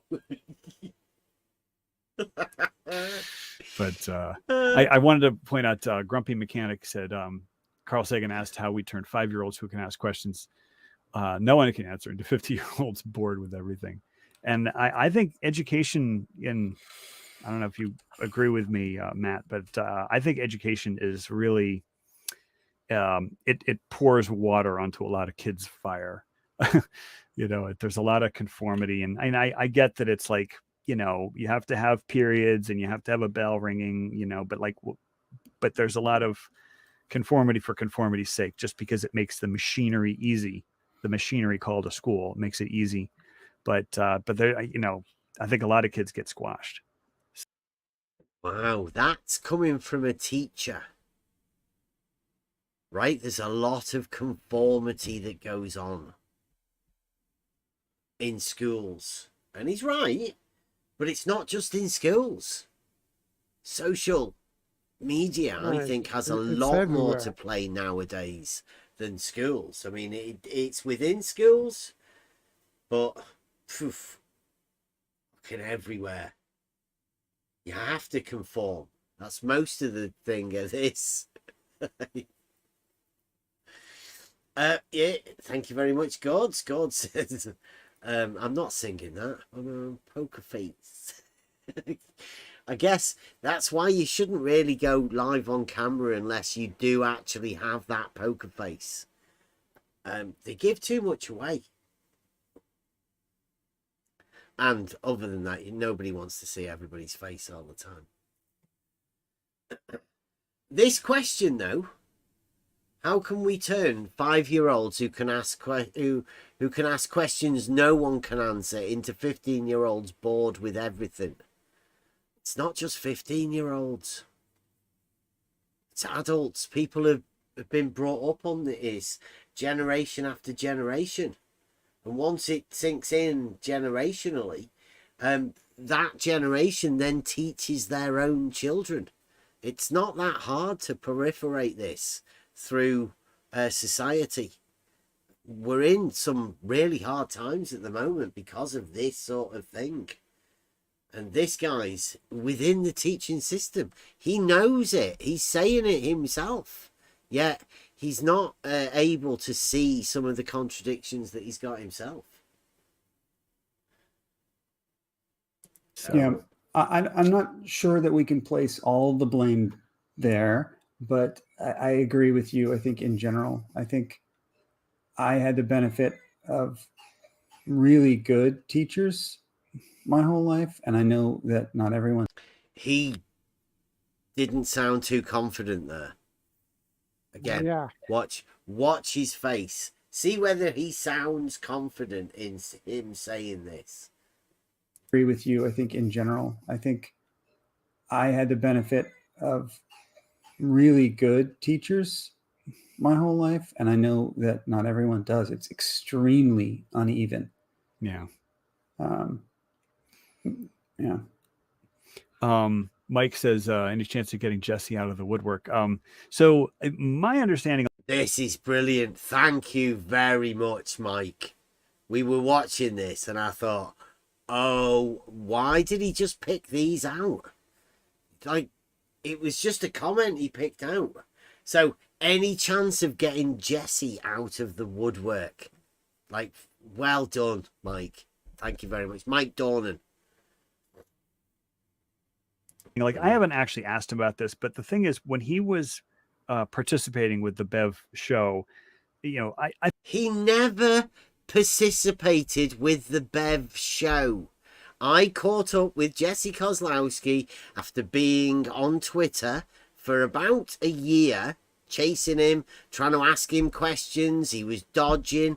I came to Discord to try and find how I could actually have a word with Jesse Kozlowski. I even had to go to the Jose JG Gonzalez show to talk to Jesse Kozlowski, because that's the only place I could get him. I managed to corner him once. He'd been running for ages, and I cornered him in a place he couldn't escape. And you heard how excited he was. So when he's never been on the Bev show, there's no such thing as a Bev show. But I think he just essentially got hounded out of the room. You know, like, here he is, an actual practicing surveyor, a practicing geodetic surveyor. Like, that is literally his profession. And he literally his profession.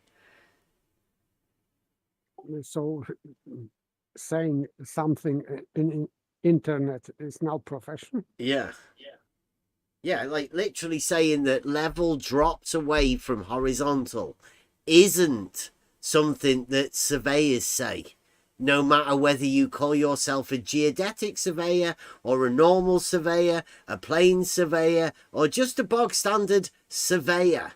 No one apart from Jesse Kozlowski has said that publicly. I challenge you to find another surveyor that says that level drops away, drops down from horizontal. Because that's a measurable change on the vertical. And that is an elevation change. And everyone knows that water flows when there is an elevation change. So surveyors don't say that sort of stuff. Surveyors live in reality. They survey in reality. So that's why Jesse Kozlowski is not coming back.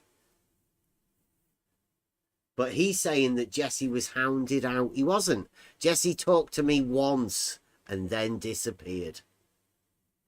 I can go over, we'll be going over some more stuff tomorrow, hopefully. A little short. then you have a crew of people denying that that profession even exists. So nobody has denied that geodetic surveyors or surveyors exist. Nobody. So again, straw man.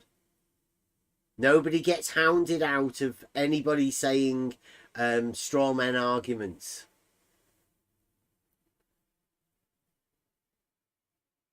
like Blue, I've said this many times. Larry Scott has told my son that triangles measured in reality have more than 180 degrees. He's not right in the head, Blue. And also, somebody who works at the Twitter group for Ordnance Survey isn't a surveyor. So, no, Blue, there's nobody said it. There's only Jesse Kozlowski, who isn't around anymore and who definitely isn't coming back to say it. Forget about it, Blue. You've got no one. You've got a ghost. A living shadow giant ghost. That's it. Literally everything Jesse said just got, twisted around into pretzels, and he was, insulted, and I, eventually I guess he was just like, well, this isn't fun anymore. So he's just like, all right, I'm not, not coming back. Now I'm not trying to put words in his mouth, but so when he's not coming back. Did you hear that? He's not putting words in his mouth, but he said he's not coming back. Go back over it. And I, eventually I guess he was just like, well, this isn't fun anymore. So he's just like, all right, I'm not, not coming back. Now I'm not coming back. I'm not coming back, is what Jesse said. It's because he said some stupid shit that he can't back up. He said, have you measured this? Well, yeah, we did the realizing Euclid test. And it would be nice if he could come back and at least have a conversation about us about that. He was the one that challenged us. He asked us, have we measured it? And to this date, I think we are the only people that actually have shown that level is horizontal. I'm not trying to put words in his mouth, but so when I talk with him, he just laughs about the Bev crew. So, but I don't think he's gonna be coming back. So he's not going to be coming back. Right. Well, and there's a certain healthiness, I think, to that attitude. You cannot come in. There's a certain healthiness to that attitude. That running away, stating some stupid shit that you can't back up, and then running away so you never have to back it up. There's healthiness to it, says Spaghetti Science, obviously. Into this thinking you're going to reach them. Yeah. You're still trying. You're still trying, but because I'm an right. Listen to this. Okay.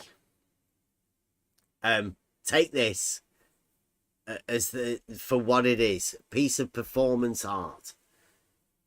Charles is Spaghetti's going to make a comment.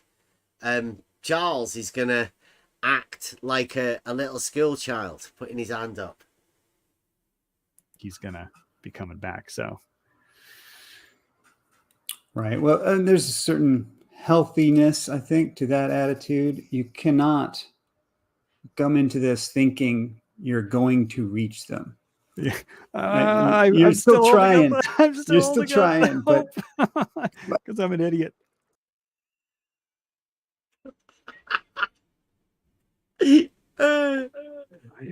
Because I'm an idiot.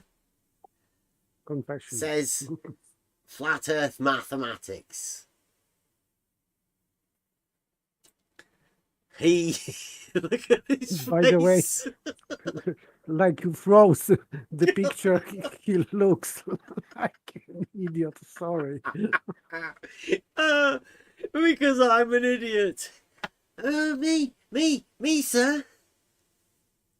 Let's watch it again. This is so good. Come into this thinking you're going to reach them. Yeah. You're still trying. You're still trying, but because I'm an idiot. Well, I don't know that you're an idiot, but I'm a teacher. I'm a teacher. Therefore, idiot. Flat Earth Math. This is just. where I started. I'm a teacher Terrible too. So PR. I'm a teacher too. Right, look, watch. Listen to what he says, right? He says, I don't think you're an idiot. And he goes, well, I'm a teacher. you're still trying, but because I'm an idiot. Well, I don't know that you're an idiot, but I'm a teacher. That's where I started. I'm a teacher too, and so that's where I started. Was the assumption it's even got a formal name which I'm blanking on now. The model, the assumption that with just the right instruction, the pupil will absorb. That they just don't know. They just don't know. They haven't heard. Right. They're not aware. But I started with modelless. What he's talking about here is modelless people that are unaware of this dogmatic model.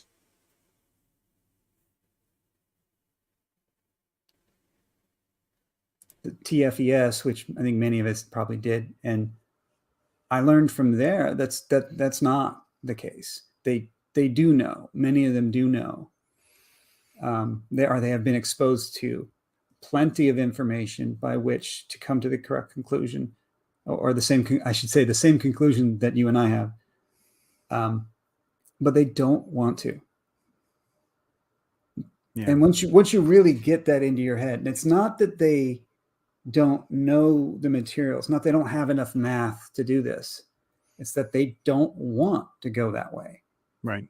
And they don't want to go that way.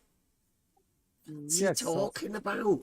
Is he talking about gaining knowledge here? Or no. Choosing a fucking road to go down? No. He's talking about eating propaganda. But there are some people who don't want to eat propaganda. So, and he's upset. Yeah. So many years of propaganda everywhere. And there are still some people who don't want to eat that. Terrible. I think he might go into his faith-based thing. It's weird. I think they'll fight you about it. Yeah.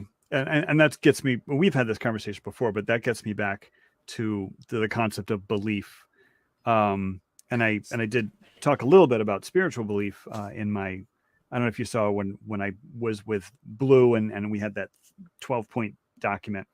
And then like, this is what happens, right? When these guys get put together. Flat Earth Mathematics, Charles now is reliving one of the issues that he has with himself from what occurred at that meeting with Blue. Right?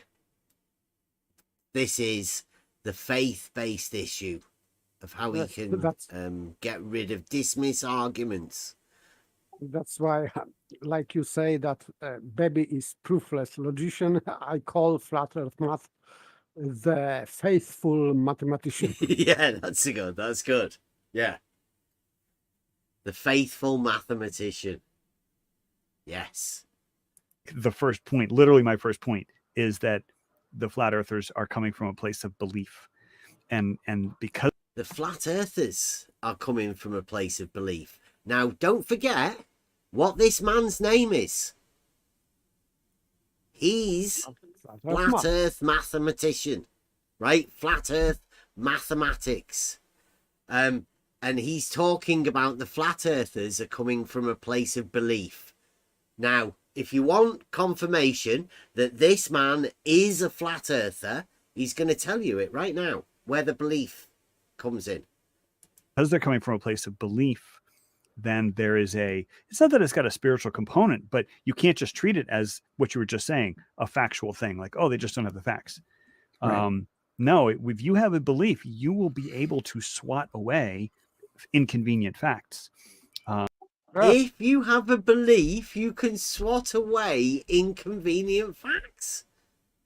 Yes, and do you remember when I was talking to Matthew Learns, of Matthew Wheeler, I think.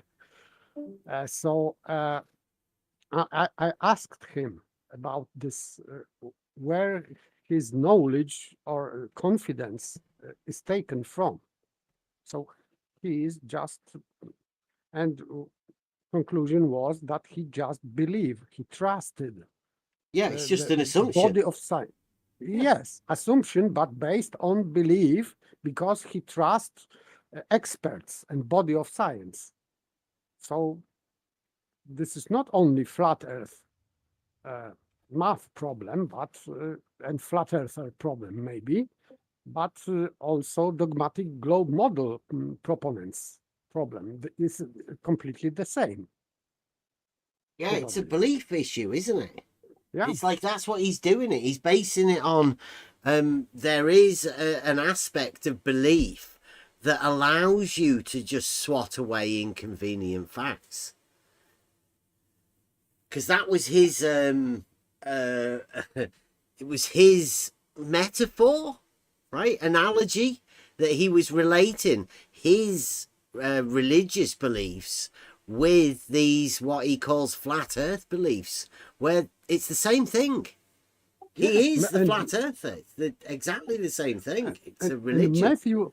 And Matthew said me pretty much the same. Yeah. Because the conclusion is the same, that he trusts a body of science and experts.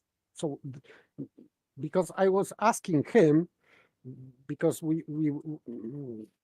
I didn't want to beg the question with him, and he agreed that that would be circular reasoning. So I asked him what is the first source of knowledge on which he is basing or founding his knowledge about model, and he said that he trusts experts.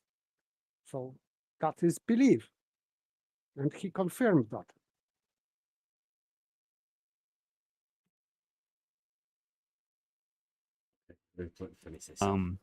And I was just using the example of me, you know, like I am a Christian, and so you could, you know, give me a list of quote unquote facts disproving my beliefs, and I'll just swat them away, you know. Right. Literally, he's just said it. Just like the flat earthers that he's talking about. He has beliefs that he can just swat away facts. It's his globe. Straight line, perpendicularity. Yeah. If you have a strong enough belief in his globe, then you can just swat away any inconvenient facts like Euclidean geometry, level being horizontal, proofs within reality. Swat them away. Inconvenient. Same as Brenda. This is Brenda's position. Yeah. Exactly. But it's strange that this is having to come out in these live shows, these conversations that these guys are having. They're having to come out with these things in discussion with each other. I mean, everybody should be discussing these sort of things. I think it's something that we need to go into, is how deeply does your belief affect the facts of inconvenient facts within reality? The only nuance. Sorry. The only nuance I feel like I have to bring to the table is that I don't think belief quite encapsulates it. I think it's one notch beyond that, which is one notch beyond belief. What's that? Metaphysics, maybe. Think like it's like one notch beyond belief and actual proof. Like it, or is he talking about his belief in mathematics? It's like an actual proof within reality. Is that one step beyond belief? Because a belief is a no proof, right? Yeah. So the next step beyond belief would be proof, right? There's nothing in between. There's no middle ground. You either believe something or you know it, and you only know it once you have a proof.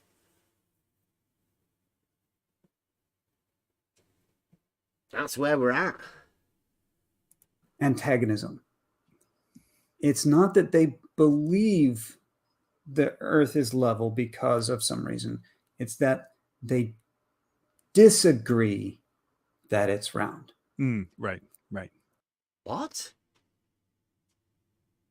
No, level is horizontal, and there is a proof of it. Nothing to do with the earth. Nothing. Zero. Nothing. Right, and it's not Because of like, all the proofs. The earth is not a spinning water ball flying through a well, even space those are 200 proofs. It's a classic example. The first two are trivially easy to disprove, that they are false. They are false statements, and anyone can do that. And we all and the flat Earth folks, to varying degrees, they fall in different places. Some of them agree that no, those are not true, right? And yet they still stick to the but all I know is, and you get this out of many of them. They'll come down to, I don't know that. I don't have a model. I don't do math. All I know is we don't live on a spinning ball swirling at 1,000 miles an hour flying through the vacuum of space. That's the bottom line. It's not about what is. It's not that I believe. You said they know. So target that knowing. Yes. Like what? They're not talking about belief if they know it. Yes, and for example, if he's talking about this water ball spinning in the vacuum of space, etc., so there are proofs that this is impossible. So this is disproof. This is not belief. Yeah. This is disproof. Such thing is impossible. Yeah, and you can know that you're not doing it if you have an ability to prove that it's impossible, right? That is a way of knowing it's a not. Yes.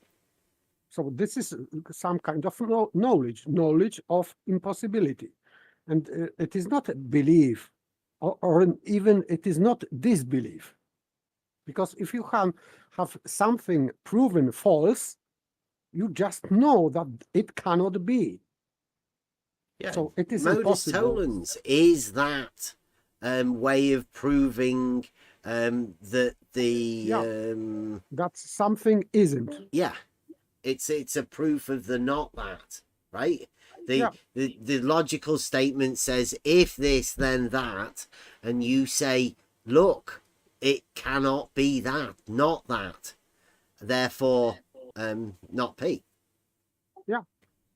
That's the way modus tollens works within a logical structure. So you can know that something is impossible through the modus tollens structure of logical statements. It's been missed because a lot of people now think it's a picture of a fucking oil rig. But really, it's a way of knowing the not that. So that's where we're at. And look at this. This is the this pose is the strong belief. He shows his strong belief. Well, it looks to me like Penrose when he's doing the angels and the demons, and that's what he does. He curls himself up into a little ball with his fists like that. It is this way. It is, I do not believe in you. And I think that's the magic of it, is to understand that it's about me versus you. Yeah. What? Not I missed magic. that. Let's do that again. It is, I do not believe you. And I think that's, I do not believe in you. Strange phrasing, because Yeah. I don't believe you. I would understand, but I don't believe in you. Wow. That's the magic of it, is to understand. And that's the magic of it. This is true interpersonal relationships going on here. This sort of stuff doesn't just happen. You know, this is these people having to say things about what's going on in their own minds. This is amazing. Not surprisingly, last few minutes. Understand that it's about me versus you. Yeah. And there's like a tribalism. Right. What? No, everybody is individuals. We discuss things as individuals. There is no tribalism. These guys are obviously thinking about a dichotomy about model versus model. Well, we're not part of that. There is no tribalism here. On our behalf, right? At least me, anyway. I don't have any affinity to any tribe. That's crazy. These guys must have that. This is projection. I think so, yeah. Projection, yeah. There's personality. It's a personality thing. Yeah. A personality thing? What are they talking about? Crazy. And it is not magic, but logic. By the way. Yeah. He's using the word magic. Why magic? Logic. Yeah, I can highly recommend anybody study narcissism. This is weird. I don't know why I do this. He can highly recommend anybody study narcissism. Yes, and by the way, at the beginning he said that I am not narcissist. He called me a narcissist, a raging narcissist. Yes, so for me, he is just showing that he is. But okay.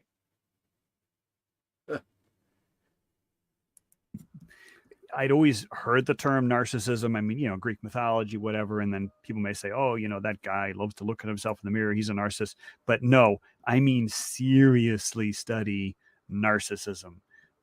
Because my family was absolutely devastated by a absolute malignant narcissist, my sister, and just destroyed my family.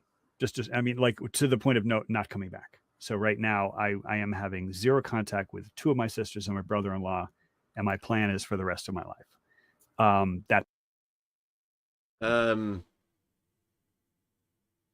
Two of his sisters.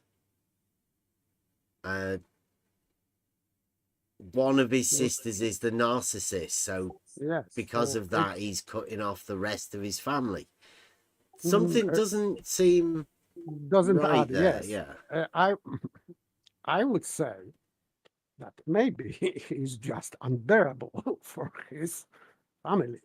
Maybe narcissism is a projection. Maybe true narcissists can project narcissism onto others. Absolutely, Maybe they can.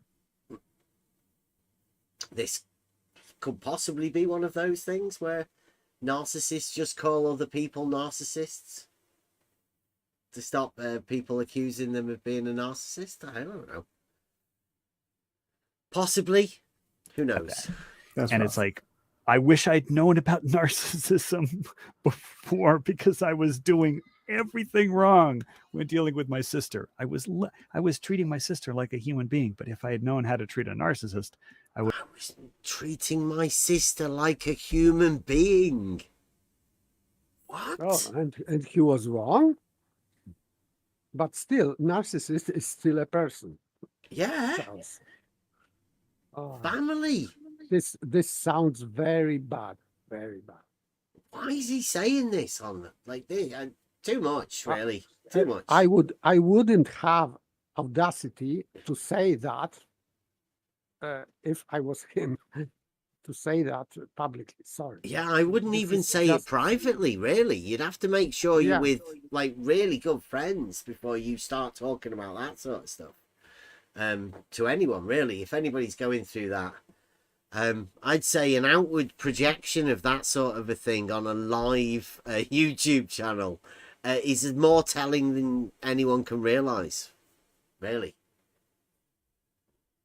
would have done everything differently. So, but it's a personality thing. Like, you know, the leaders in the flat Earth movement are raging narcissists, and so says a guy called Flat Earth Mathematics.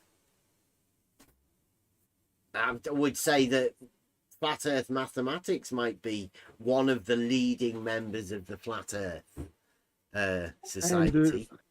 And, leading raging narcissist. Yeah. Supposedly. So if you study narcissism, you kind of see, like, you know, what's their gameplay, and, you know, how do they treat people, you know, how do they interact with people? So yeah. Oh, tis globe. Yes, more Mike. Tis globe. It's globe. Well done, Mike. Again, star performer tonight. Thank you very much, Mike. But all right, I'm gonna let you go. So and then the rest of you guys in chat, thank you very much for joining me. Thank you, Matt, for jumping in. It was a pleasure talking with you. And then I will check my email. I'm sorry, I'm really terrible with, like, this whole interpersonal communication thing. But yeah, maybe I sent you, probably try to send you something on YouTube. So I'll send you an email. Okay. He's really bad at this interpersonal communication thing. Yes, but he's accusing his family for being that way. So, okay, he should not speak about that. I would say that perhaps a YouTube live stream isn't the best place for you to talk about family problems. You'd never want your family to watch that. I mean, like, I would say now there's not much chance of that family getting back together after he's just said that he was treating his sister like a human being, and that was the wrong thing to do. That's terrible. Yeah. Yes, I agree. Okay. Tomorrow, wait a minute. I'm going to end this show now, right? We just finished that. I don't go yet, Paper. I want to have a word with everybody in the Discord before we go. So let me get a Buster thing ready. Thanks for joining us, everyone. This sort of thing is, we've gone over that. It's a model affliction Monday. I think everybody has been able to see the model within this and the affliction that's been caused because of it. But we will be pinpointing more of these issues over time. Let me get a here's one for Blue again. Please join us tomorrow. It'll probably be a shorter show tomorrow, but I've got some stuff to go over about Jesse Kozlowski. Join us tomorrow. Thanks for watching. I'll see you tomorrow. Assumption number one: a vertical is a straight line. That's okay. Make the same assumption. A vertical is a straight line. Horizontal is perpendicular to it, right? Okay. Yeah. And horizontal is a plane. In every case, horizontal is perpendicular to vertical. It's a really big ball. Okay. In every case. And all perpendiculars to the horizontal plane will be parallel. It's a really big ball to a horizontal plane, not to all horizontal planes. That's the problem. No. A horizontal plane will be parallel. It's a really big ball. Yeah. That would be true, but only one of those verticals is a plumb line. Okay, here we go. Bear with me for a second. I'll figure this out. Sea level is an arc. It's a really big ball. Mean sea level is an arc. Mean sea level is a point. It's an average on a vertical. Can't be an arc. Oh my God. Mean sea level. Oh my God. Mean sea level is established at a point, and it goes everywhere, everywhere, everywhere, everywhere. And it goes everywhere, everywhere. And it goes everywhere, everywhere. And it goes everywhere, and it goes everywhere, everywhere. Then yes, horizontals would be parallel to each other, but not planar. I don't think you understand it. Parallel to each other, but not planar. Yes, you check it. How big is a cloud, Bev? Can you not imagine a sphere, a basketball? It's a really big ball. There's no hump in space, Bev. Yes, you check it. If you're at sea level, that is falling away from a horizontal. It's falling away from you in every direction. You're standing on top of a ball. Water levels don't fall away, though. We know how water flows. Sure they do. No, we know how water flows. Horizontal, sure they do. And Rockia's bridge proved, 90 feet. You stand in the center of that bridge, either end of it is falling away from you by 90 feet. There's no hump. You're standing on the hump. Oh my God. There's no hump. But you just said that it's falling away at either side. There's no hump. Of course you're on the hump. Can you not imagine a sphere, a basketball? With you standing at the top of the hump. There's no hump. Any point on it. On the side of it. You standing on the side of a ball. I don't think you understand it. On a ball, Bev. Standing on the earth, Bev. It's a really big ball. On a ball, Bev, on the side of it. No, they'll always show it horizontally. I know. There's no need to show it. We know it's curved. There's no hump. What? It's a really big ball. There's no point in going to the trouble of drawing a curve that you can't even see, Bev. There's no hump. No, it's horizontal. It's a really big ball. Oh my God. No, it's curved, Bev. No, there's no curve to a horizontal. In reality, elevations are curved. Are you trying to say that you can have other lines that are perpendicular to that horizontal plane? I will say absolutely you can. Not a one of them meets the description of vertical. Vertical is perpendicular to the horizontal. So no, they would meet that description. No, Deb, not by the definition that vertical is a plumb line. Yes, you check it. I don't think you understand it. I know what you were doing, and I don't care what you were doing. I don't think you understand it. Absolutely, the two plumb lines tilt away from each other. Really big ball. Yes, you check it. Well, let's think about that, Bill. Those plumb lines are always diverging. Always. It's irrefutable. Yeah, that's the way you do a chart. If horizontals are perpendicular to verticals, what do you think? No reason, no logic, no answers to question. I think I destroyed you is what I think. You're just on your own. It's a really big ball. There's no curvature in a horizontal blue. Oh yeah, there it is. It shows the diverging verticals because of the measurement of the reciprocal zenith angles. It is as clear as day and it's irrefutable. That's the end of that story. Horizontals are not parallel. Verticals are not parallel. In reality, elevations are curved. Those verticals are not parallel. They cannot be. I'm not going along with it then. Nope.